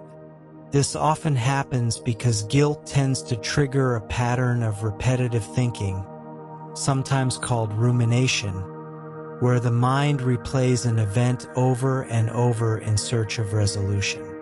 This mental replay can keep the nervous system mildly activated, making the deep relaxation needed for sleep more difficult to reach. Some studies have found that people who journal briefly about a guilt-inducing event before bed report falling asleep more easily than those who simply try to suppress the thought. This suggests that gently acknowledging guilt, rather than pushing it away, may actually support better rest. Cognitive behavioral therapy for insomnia often includes techniques for setting guilt and other worries aside in a structured way before bedtime. Some therapists recommend a simple practice of writing down an unresolved concern and a small next step, then consciously setting it aside until morning. Researchers have also found that talking through a guilt-inducing event with a trusted person during the day can reduce its intrusion into nighttime thoughts. Interestingly, resolved guilt, where an apology or repair has already taken place, appears to have little to no effect on sleep quality. This suggests that it may be the unresolved, lingering nature of guilt, more than the emotion itself, that disturbs rest. Tonight, as you listen quietly in the dark, any small guilt you may be carrying can simply be set down for now, with plenty of time to gently return to it tomorrow if needed.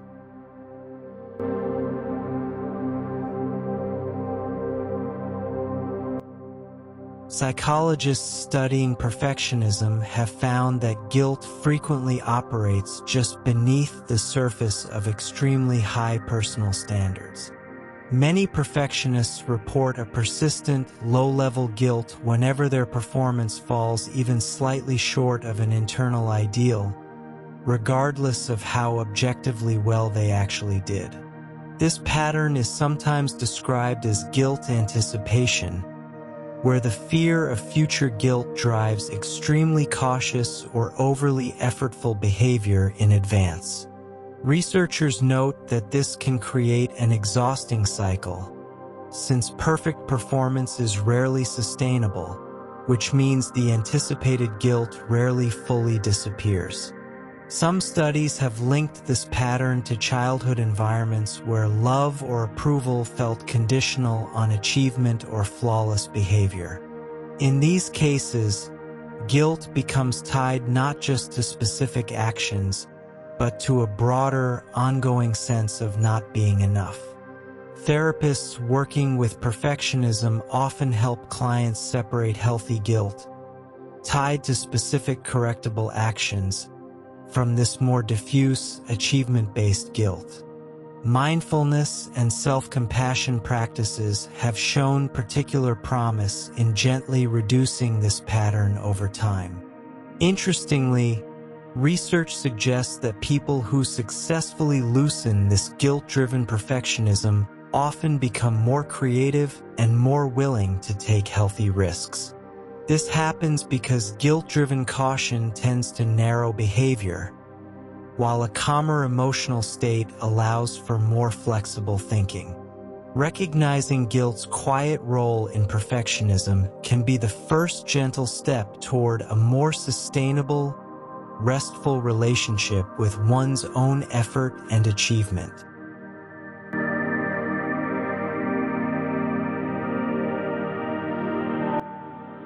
One of the more delicate areas of guilt research involves situations where people feel responsible for outcomes they had no real power to change. This is sometimes called misplaced guilt or inappropriate guilt, and it appears frequently among caregivers, parents, and people who have experienced illness or loss in their family. For example, a parent may feel deep guilt over a child's illness despite having done everything medically possible to help. Researchers believe this pattern arises partly from a deep human desire to feel a sense of control, even in situations defined by uncertainty. Believing, "I could have done something differently," can feel psychologically easier, in a strange way, than accepting true powerlessness over an event. Therapists often use a technique sometimes called a responsibility pie, helping clients visually map out all the factors that contributed to an outcome, most of which are usually outside their control. This exercise frequently reveals that a person's actual contribution to a negative event was much smaller than the guilt suggested. Support groups for caregivers and bereaved parents often specifically address this pattern, since shared stories can help normalize the experience of misplaced guilt. Over time, many people are able to gently shift from a guilt-based narrative toward one of grief, love, or simple acceptance. Recognizing misplaced guilt does not erase the pain of a difficult event, but it can lighten an unnecessary emotional burden layered on top of it. This distinction, though subtle, is considered one of the more compassionate insights in modern therapeutic work.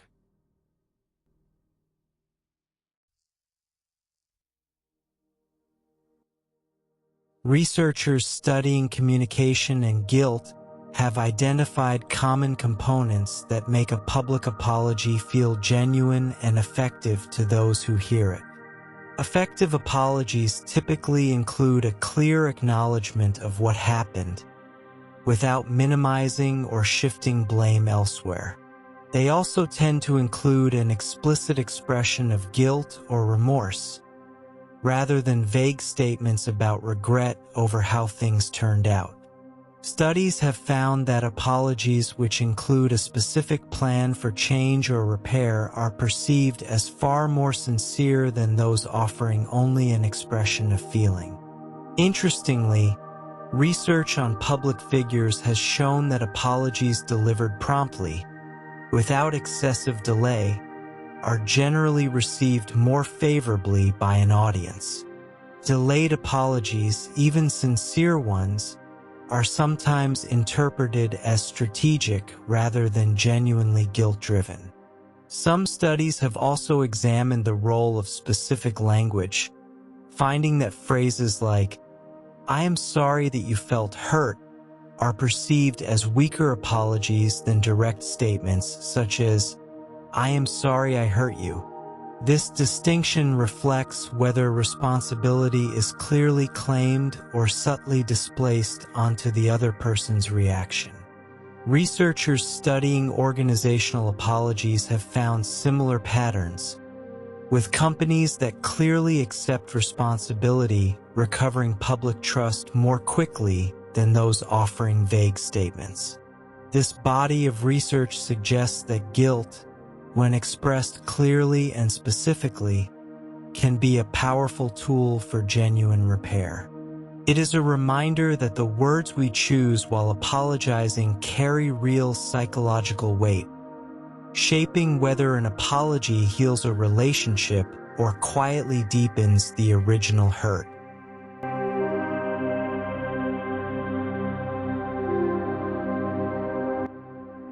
At first glance, guilt and gratitude may appear to be unrelated emotions, one uncomfortable and one pleasant, but researchers have found meaningful overlap between them. Both emotions require a fairly developed awareness of how one's own experience is connected to other people. Gratitude often arises from recognizing a benefit received from someone else, while guilt often arises from recognizing a cost imposed on someone else. Some psychologists describe these as two sides of the same social awareness, each helping maintain balance and fairness within relationships. Interestingly, studies have found that people who regularly practice gratitude also tend to experience healthier, more proportionate guilt responses rather than either excessive or absent guilt. This suggests that a general awareness of interdependence, the sense that we are all affected by one another, may underlie both emotions. Some therapeutic approaches intentionally pair gratitude practices with guilt processing, encouraging clients to reflect on both what they have received and what they may have caused others to experience. Researchers have found that this combined approach can help guilt feel less isolating, since it is placed within a broader context of mutual connection rather than personal failure. Gratitude journaling in particular has been shown to reduce excessive self-focus, which can indirectly soften disproportionate guilt responses. This relationship between guilt and gratitude offers a gentle reminder that both emotions ultimately point toward the same quiet truth, that we are all deeply connected to one another. Recognizing this connection can transform guilt from a purely uncomfortable feeling into part of a larger, more grounded sense of relational awareness.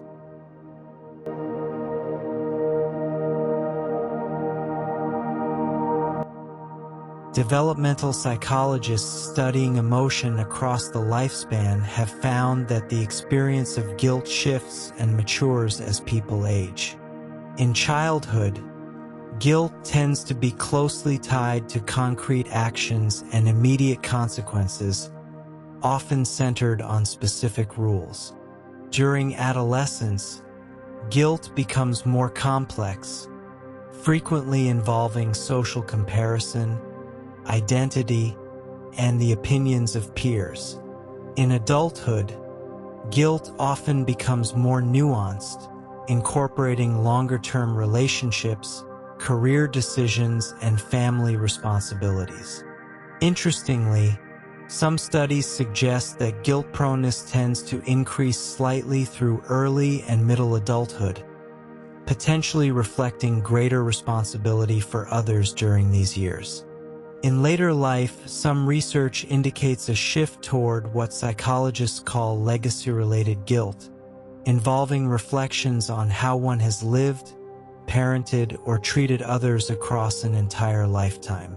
Older adults in some studies report processing guilt with greater acceptance and less emotional intensity than younger adults, possibly reflecting decades of accumulated coping experience.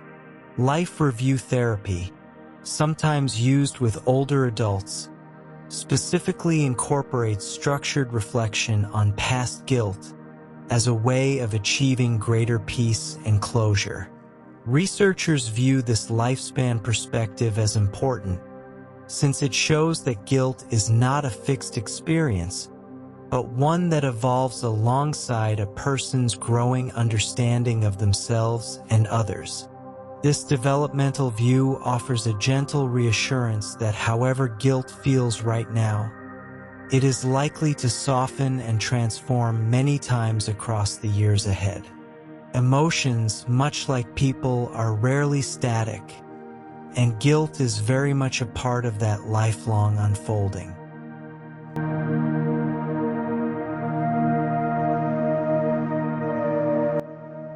Linguists and psychologists studying communication have found that certain common phrases can unintentionally trigger guilt, even when no wrongdoing has occurred.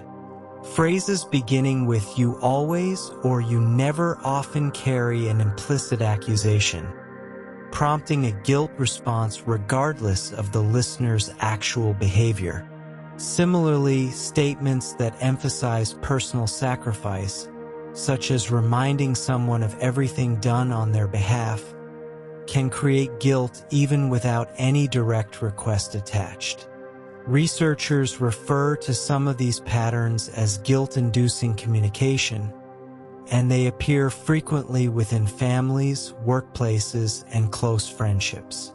Interestingly, studies suggest that guilt induced through communication tends to produce short-term compliance, but can quietly damage long-term relationship satisfaction if used too often.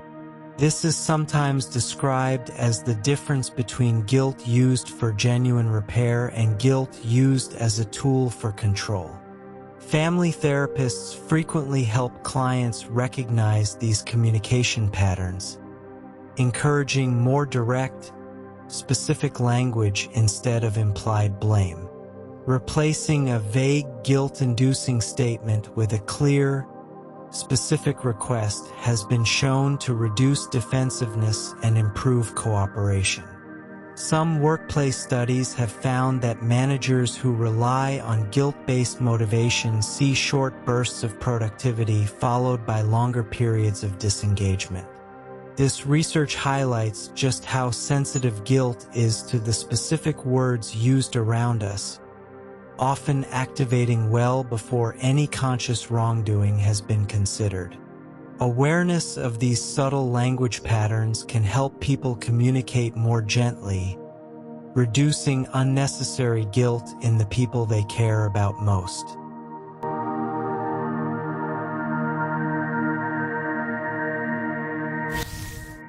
Relationship researchers have found that guilt serves several specific functions within romantic partnerships, often acting as a quiet stabilizing force.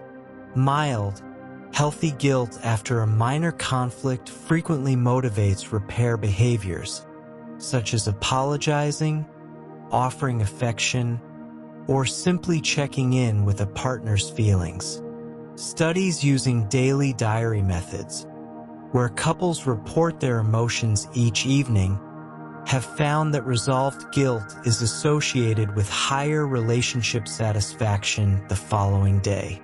However, researchers also note an important distinction between guilt that arises naturally and guilt that is deliberately induced by a partner to gain compliance.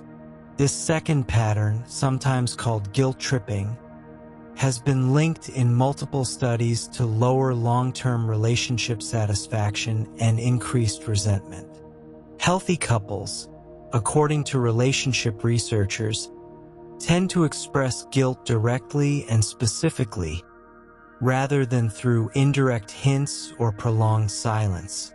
Interestingly, Studies have found that partners who are able to accept an apology gracefully, without prolonging the guilty partner's discomfort unnecessarily, tend to report stronger relationship bonds.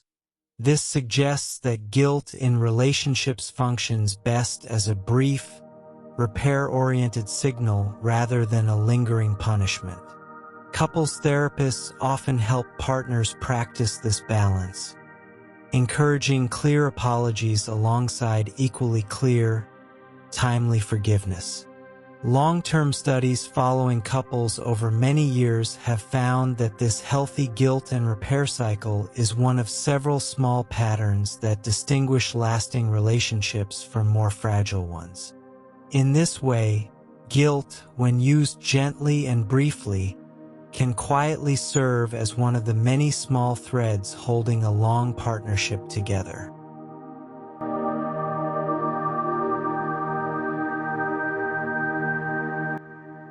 Some researchers have studied how guilt shapes long-term, future-oriented behavior, particularly around environmental and financial decisions affecting children and grandchildren. Studies on environmental psychology have found that mild guilt over resource use, such as energy or water consumption, can meaningfully increase conservation behavior when the message is framed gently rather than harshly.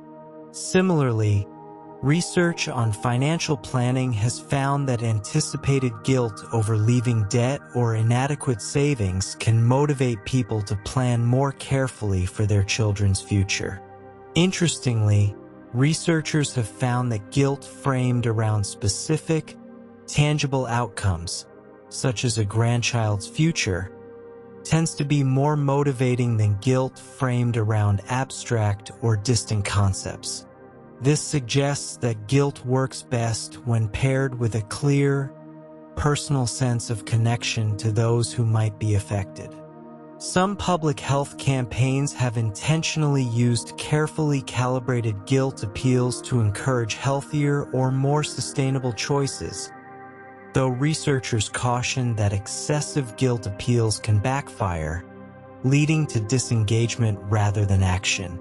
The most effective messages, according to several studies, combine a small amount of guilt with a clear, achievable action step, avoiding overwhelming or hopeless framing. This research suggests that when guilt is proportionate and paired with genuine agency, it can quietly support decisions that benefit people far beyond the person feeling it. Long-term studies on legacy planning have found that mild anticipatory guilt is one of several emotional factors motivating charitable giving and estate planning later in life. This body of research reveals guilt's surprisingly far-reaching influence, extending its gentle pull not just across relationships in the present, but across generations yet to come.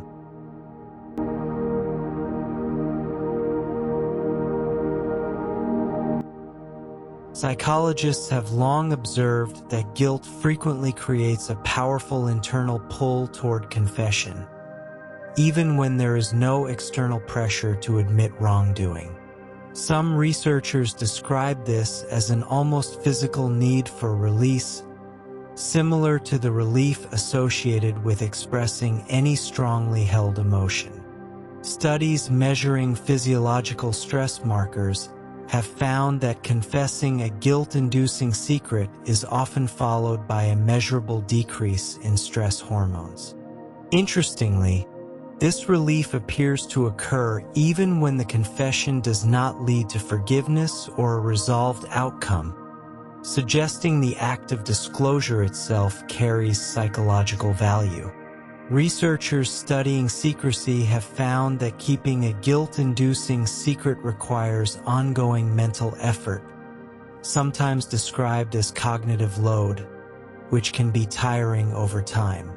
This may explain why confession, even when uncomfortable in the moment, often produces a sense of lightness afterward. Religious traditions that formalize confession, such as structured rites within various faiths, may have intuitively recognized this psychological pattern long before modern research confirmed it. Therapists frequently encourage clients carrying guilt to disclose it to a trusted person, even if the original situation cannot be undone. Journaling has also been studied as a private form of confession, offering some of the same stress-reducing benefits even without another listener present. Researchers suggest that the value lies less in punishment or forgiveness, and more in simply allowing the guilt to be witnessed and acknowledged. This deep human need for confession is a gentle reminder that guilt, however uncomfortable, is rarely meant to be carried entirely alone.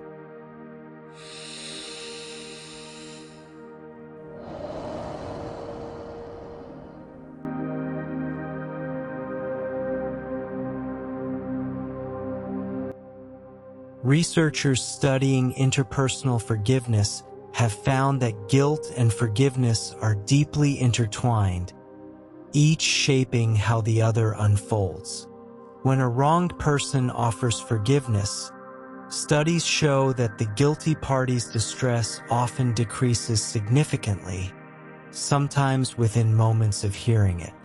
Interestingly, self-forgiveness has been found to be a distinct psychological process from being forgiven by someone else, and it often takes considerably longer to develop. Some people continue feeling guilty long after another person has genuinely forgiven them, suggesting that internal guilt does not automatically resolve based on external forgiveness alone. Researchers describe this gap as one of the more challenging aspects of emotional healing, since the mind does not always follow the same timeline as the relationship itself. Structured self-forgiveness interventions, often used in therapy, guide people through acknowledging the wrongdoing, understanding its causes, and gradually extending the same compassion to themselves that they would offer a friend. Studies on these interventions have shown meaningful reductions in guilt-related distress over several weeks of practice. Interestingly, researchers have found that self-forgiveness is not the same as excusing behavior, but rather involves fully acknowledging responsibility while releasing ongoing self-punishment. Some studies suggest that people who struggle most with self-forgiveness often hold themselves to harsher standards than they would ever apply to someone else. This asymmetry appears in numerous cultures and populations, suggesting it may be a fairly universal pattern in how humans relate to their own mistakes. Learning to forgive oneself, researchers note, is often one of the final and most important steps in fully resolving lingering guilt.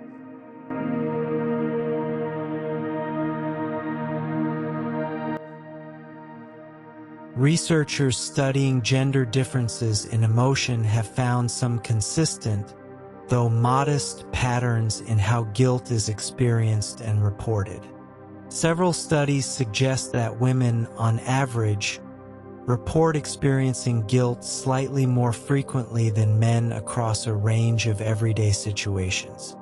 Some researchers attribute this difference partly to socialization patterns, where caregiving and relational responsibilities have historically been emphasized more strongly for women in many cultures. Other studies point to differences in how guilt is discussed and disclosed, suggesting that reporting differences may partly reflect communication style rather than actual underlying feeling. Interestingly, some research has found that men and women report similar guilt intensity in private, anonymous surveys, suggesting that public expression differences may be more cultural than emotional. Researchers caution against overgeneralizing these findings, since individual variation within each gender group is typically much larger than the average difference between groups.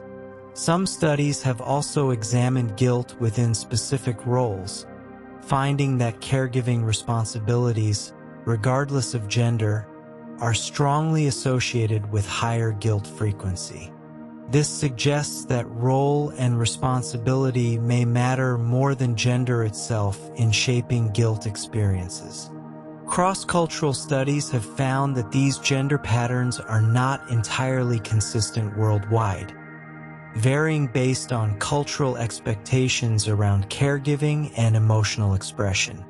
Researchers continue to study this area carefully, aiming to separate biological, social, and situational influences on guilt. Overall, this research suggests that while some average differences exist, guilt remains a deeply personal experience shaped by many overlapping factors beyond gender alone.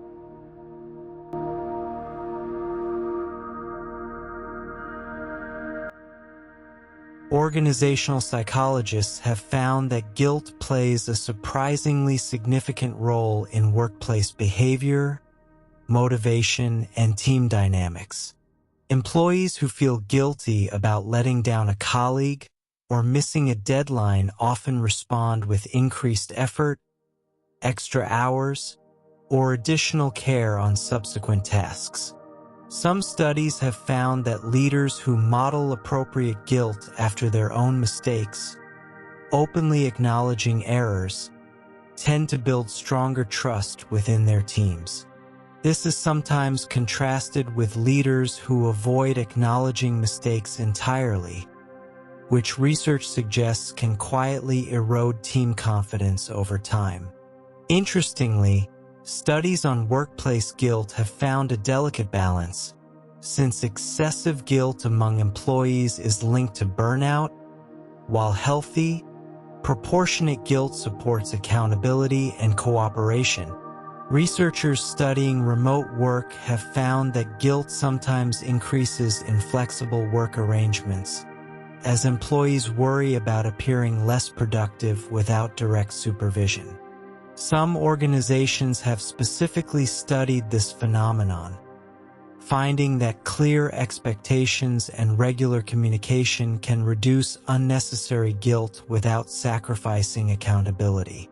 Studies on workplace apologies have found similar patterns to personal relationships, where clear, specific acknowledgement of a mistake is received far better than vague or defensive language. Team-based research has also found that guilt can spread socially within a workplace, with one person's visible remorse subtly encouraging more careful behavior in others nearby.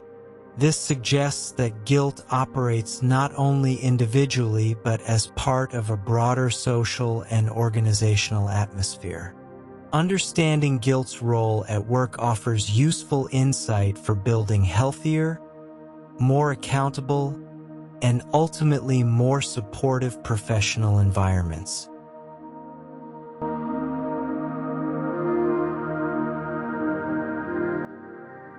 Developmental psychologists studying moral growth have found that guilt plays an important role in shaping what researchers call a person's moral identity, or their sense of themselves as an ethical individual. Over time, repeated experiences of appropriate guilt followed by repair appear to reinforce a stable, internalized sense of right and wrong. This process is thought to be part of why people with a strong moral identity often report feeling guilt quickly and specifically after even minor transgressions. Researchers studying moral development, building on earlier theories from psychologists such as Lawrence Kohlberg, have found that guilt becomes progressively less about avoiding punishment and more about maintaining internal consistency with one's own values as people mature. This shift from external consequences to internal standards is considered a key marker of moral maturity. Interestingly, studies have found that people with a strong moral identity do not necessarily feel guilt more often than others, but they do tend to resolve it more constructively through direct repair rather than avoidance or denial. Some researchers describe healthy guilt as a kind of ongoing conversation between a person's actions and their values, gently correcting course over time. This conversation, repeated across thousands of small moments throughout life, gradually builds the stable moral identity many people rely on well into adulthood. Longitudinal studies following individuals over many years have found that this pattern remains relatively consistent, suggesting guilt's role in moral identity begins early and continues quietly for a lifetime. This research offers a comforting perspective, framing guilt not as a flaw in character, but as one of the ongoing tools character uses to maintain itself. In this sense, every small, well-processed moment of guilt is quietly contributing to the steady, lifelong architecture of who a person becomes.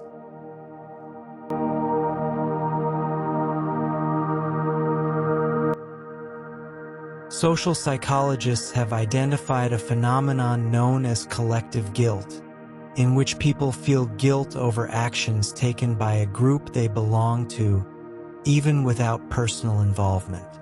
This can include national history, organizational wrongdoing, or even actions taken by family members from previous generations. Researchers have found that collective guilt often depends heavily on how strongly a person identifies with the group in question. Someone who feels a strong connection to their nation's history, for example, may experience meaningful guilt over historical events they had no direct part in. Interestingly, studies have found that collective guilt can motivate positive social action, including support for reparative policies, memorials, or educational initiatives. However, researchers also note that collective guilt can sometimes trigger defensiveness instead, particularly when people feel their entire group identity is being unfairly blamed. This has led some psychologists to study the specific conditions under which collective guilt leads to constructive action versus resistance. Studies suggest that collective guilt is most productive when it is paired with a clear sense of ongoing agency, some concrete way the person or group can contribute to repair. Without this sense of agency, collective guilt can sometimes settle into a kind of passive discomfort without meaningful outcome. Cross-national research on collective guilt has found interesting variation in how different societies process shared historical wrongdoing, often shaped by education, public discourse, and cultural memory. This area of research reveals that guilt is not always a private, individual experience, but can quietly ripple outward across entire communities and generations.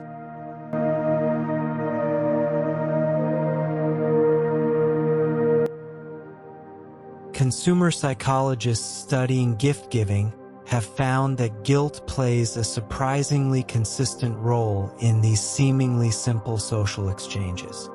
People often feel guilt when they perceive an imbalance in gift-giving, such as receiving a more expensive or thoughtful gift than the one they gave in return.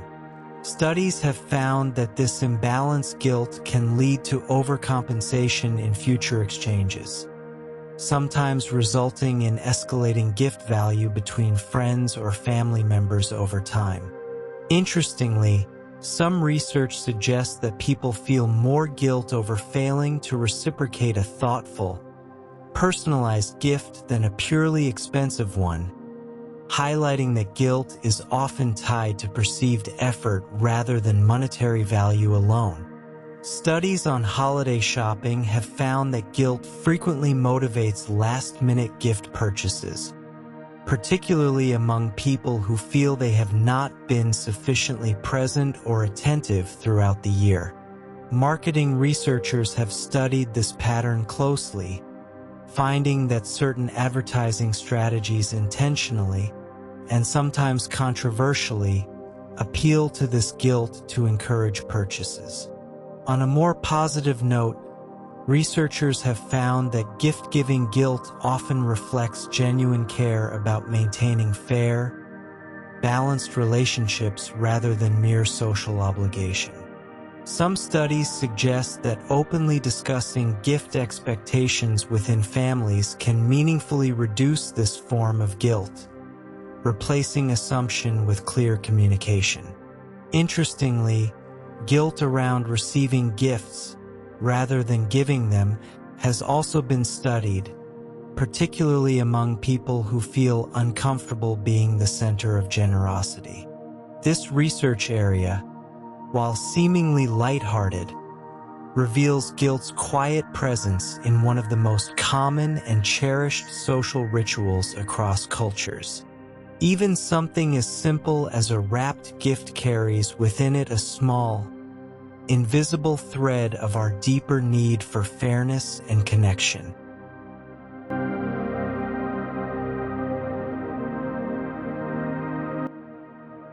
Researchers studying the connection between guilt and self-esteem have found a relationship that is more nuanced than it might first appear. Moderate, healthy guilt does not appear to significantly damage self-esteem, particularly when it is tied to a specific, correctable action rather than a broader sense of personal failure. However, chronic or excessive guilt has been linked in multiple studies to gradually eroding self-esteem over time, especially when a person begins to internalize guilt as evidence of being fundamentally flawed. Interestingly, some studies have found that people with already low self-esteem tend to experience guilt more intensely and for longer periods than those with more stable self-regard. This suggests a kind of feedback loop where low self-esteem can amplify guilt, and prolonged guilt can further lower self-esteem if left unaddressed. Researchers studying resilience have found that people with strong, stable self-esteem tend to process guilt more efficiently, acknowledging the mistake, making repairs, and moving forward without excessive self-criticism. Therapeutic approaches focused on self-compassion have shown particular promise in breaking this feedback loop, helping people hold themselves accountable without collapsing into harsh self-judgment. Some studies distinguish between guilt about behavior and guilt about identity, finding that only the latter meaningfully damages self-esteem over time. This distinction closely echoes the earlier research separating guilt from shame, reinforcing how important that boundary is for long-term emotional well-being. Longitudinal research following people over several years has found that those who maintain this healthy separation tend to report more stable self-esteem despite occasional guilt-inducing events. This body of research offers a gentle, practical insight that feeling guilty about something you did rarely needs to threaten your sense of who you are.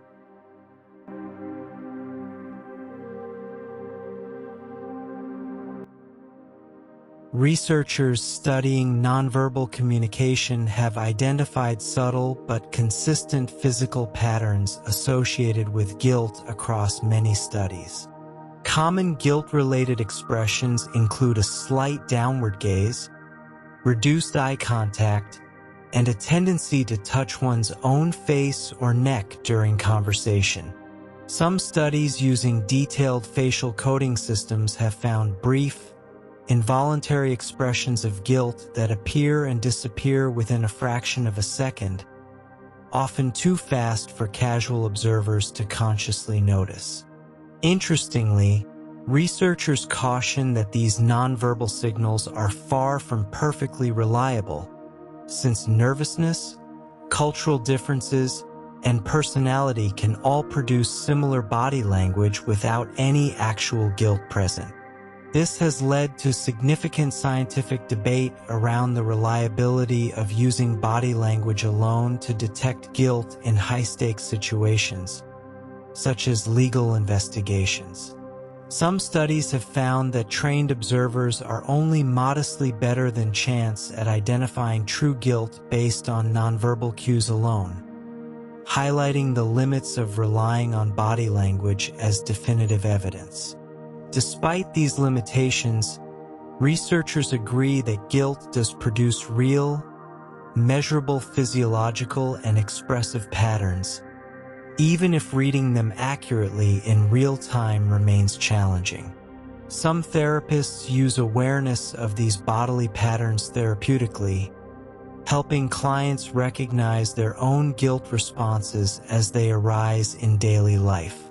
This body of research highlights an interesting tension that guilt is deeply embodied and visible in subtle ways, yet still remains difficult to interpret with full certainty from the outside. It is a reminder that our inner emotional world, however physically expressed, still requires gentle conversation and context to be truly understood.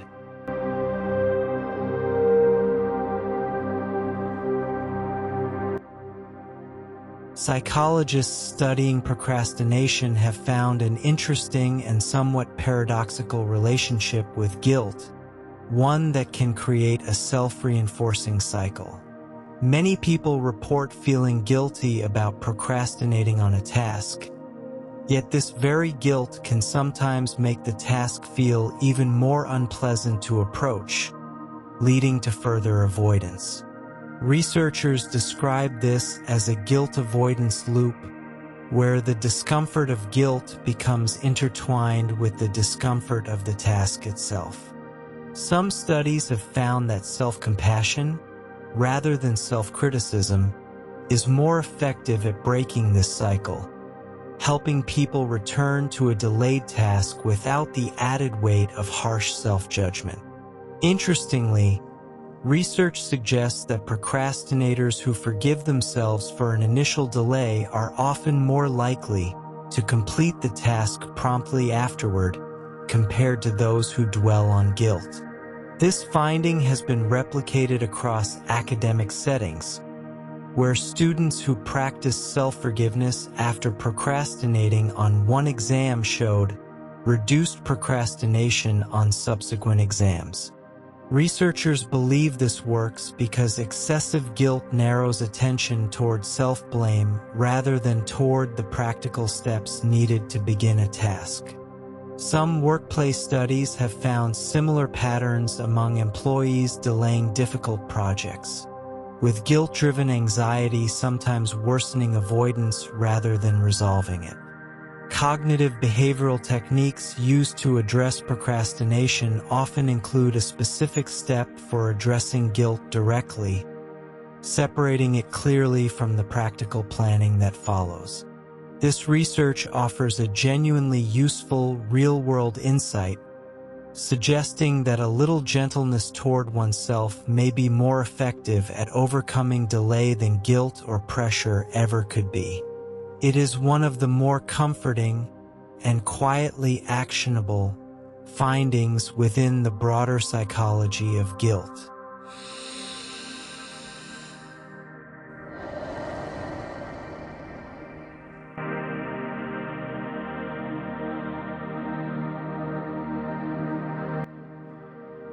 Some psychologists, particularly those working within existential and humanistic traditions, have studied a form of guilt that extends beyond specific actions into broader questions about how one is living their life.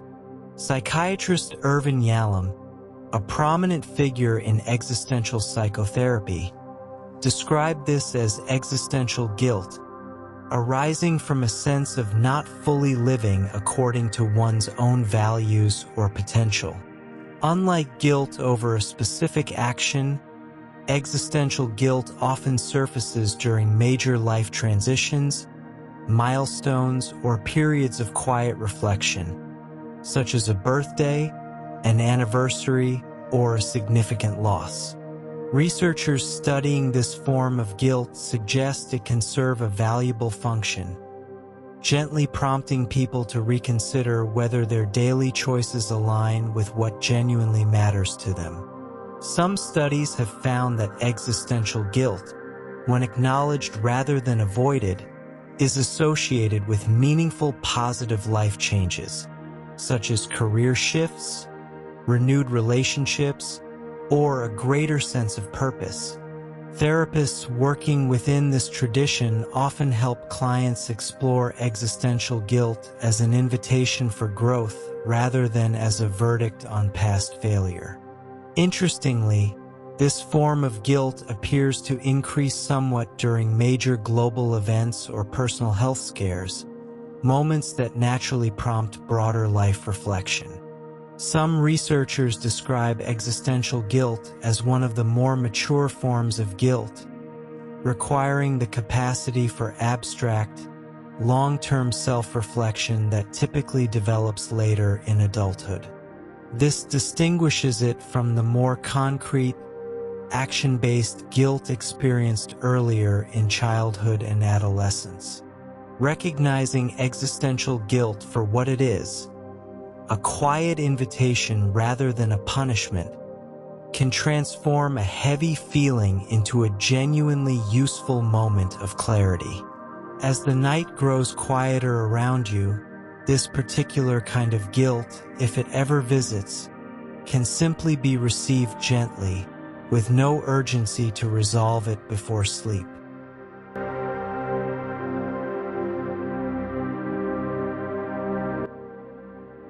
Some psychologists, particularly those working within existential and humanistic traditions, have studied a form of guilt that extends beyond specific actions into broader questions about how one is living their life. Psychiatrist Irvin Yalom, a prominent figure in existential psychotherapy, described this as existential guilt, arising from a sense of not fully living according to one's own values or potential. Unlike guilt over a specific action, existential guilt often surfaces during major life transitions, milestones, or periods of quiet reflection, such as a birthday, an anniversary, or a significant loss.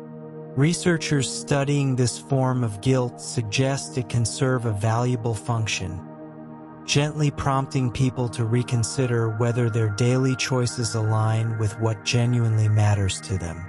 Some studies have found that existential guilt, when acknowledged rather than avoided, is associated with meaningful positive life changes, such as career shifts, renewed relationships, or a greater sense of purpose. Therapists working within this tradition often help clients explore existential guilt as an invitation for growth rather than as a verdict on past failure.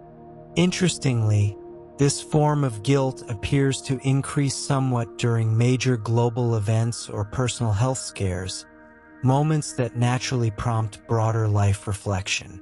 Some researchers describe existential guilt as one of the more mature forms of guilt, requiring the capacity for abstract, long-term self-reflection that typically develops later in adulthood. This distinguishes it from the more concrete, action-based guilt experienced earlier in childhood and adolescence. Recognizing existential guilt for what it is, a quiet invitation rather than a punishment, can transform a heavy feeling into a genuinely useful moment of clarity. As the night grows quieter around you, this particular kind of guilt, if it ever visits, can simply be received gently, with no urgency to resolve it before sleep.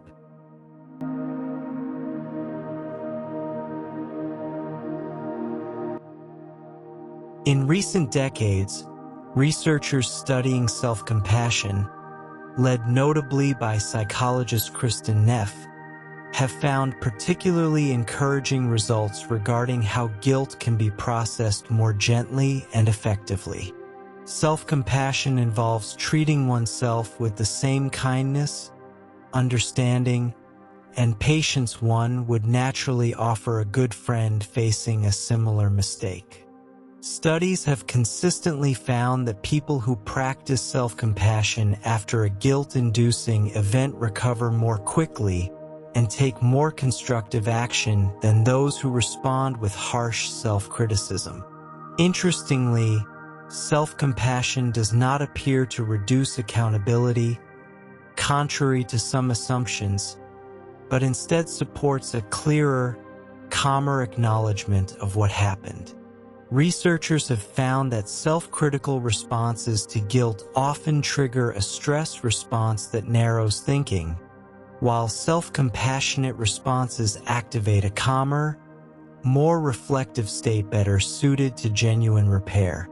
Some studies have used brief self-compassion exercises, such as writing a short, kind letter to oneself after a mistake, finding measurable reductions in guilt-related distress within days. This research has been applied successfully across many populations, including students, parents, healthcare workers, and people recovering from significant personal setbacks. Some clinicians now incorporate self-compassion training specifically for clients struggling with chronic or excessive guilt, often alongside more traditional cognitive approaches. Longitudinal studies suggest that self-compassion, once practiced consistently, becomes an increasingly automatic and effective response to guilt over time, much like any other learned skill.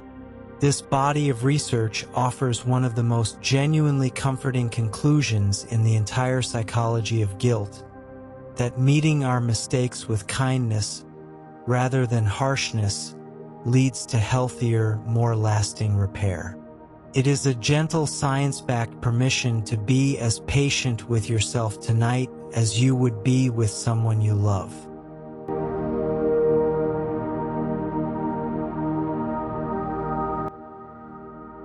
Researchers studying the natural timeline of guilt have found that, in most healthy cases, the emotion is designed to be temporary rather than permanent. Once appropriate repair has taken place, whether through an apology, a changed behavior, or simple acknowledgement, guilt typically begins to fade within a predictable period for most people. Some studies tracking guilt over time have found that even without any formal resolution, guilt intensity for most everyday transgressions naturally decreases within a matter of days or weeks. Researchers describe this as guilt's built-in expiration process, reflecting its original evolutionary purpose as a short-term signal rather than a long-term punishment. Interestingly, studies have found that people who actively engage with their guilt, reflecting on it briefly and taking some corrective action, tend to experience faster resolution than those who either avoid it entirely or dwell on it excessively. This suggests a kind of psychological middle path, neither suppression nor rumination, that allows guilt to complete its natural cycle most efficiently. Some researchers compare this process to physical healing, where a wound needs some attention and care, but excessive focus can actually slow recovery rather than speed it along. Clinical studies on prolonged, unresolved guilt have found that gentle, structured processing, whether through therapy, journaling, or supportive conversation, can help guilt that has become stuck begin moving through this natural fading process again. This research offers a deeply reassuring perspective that guilt, for the vast majority of everyday situations, is not meant to last forever. It arrives, delivers its quiet message about connection and responsibility, and then, when properly heard, is designed to gently soften and pass. Tonight, whatever small guilt you may be carrying can be trusted to follow this same natural, gentle rhythm, fading a little more with each slow breath you take.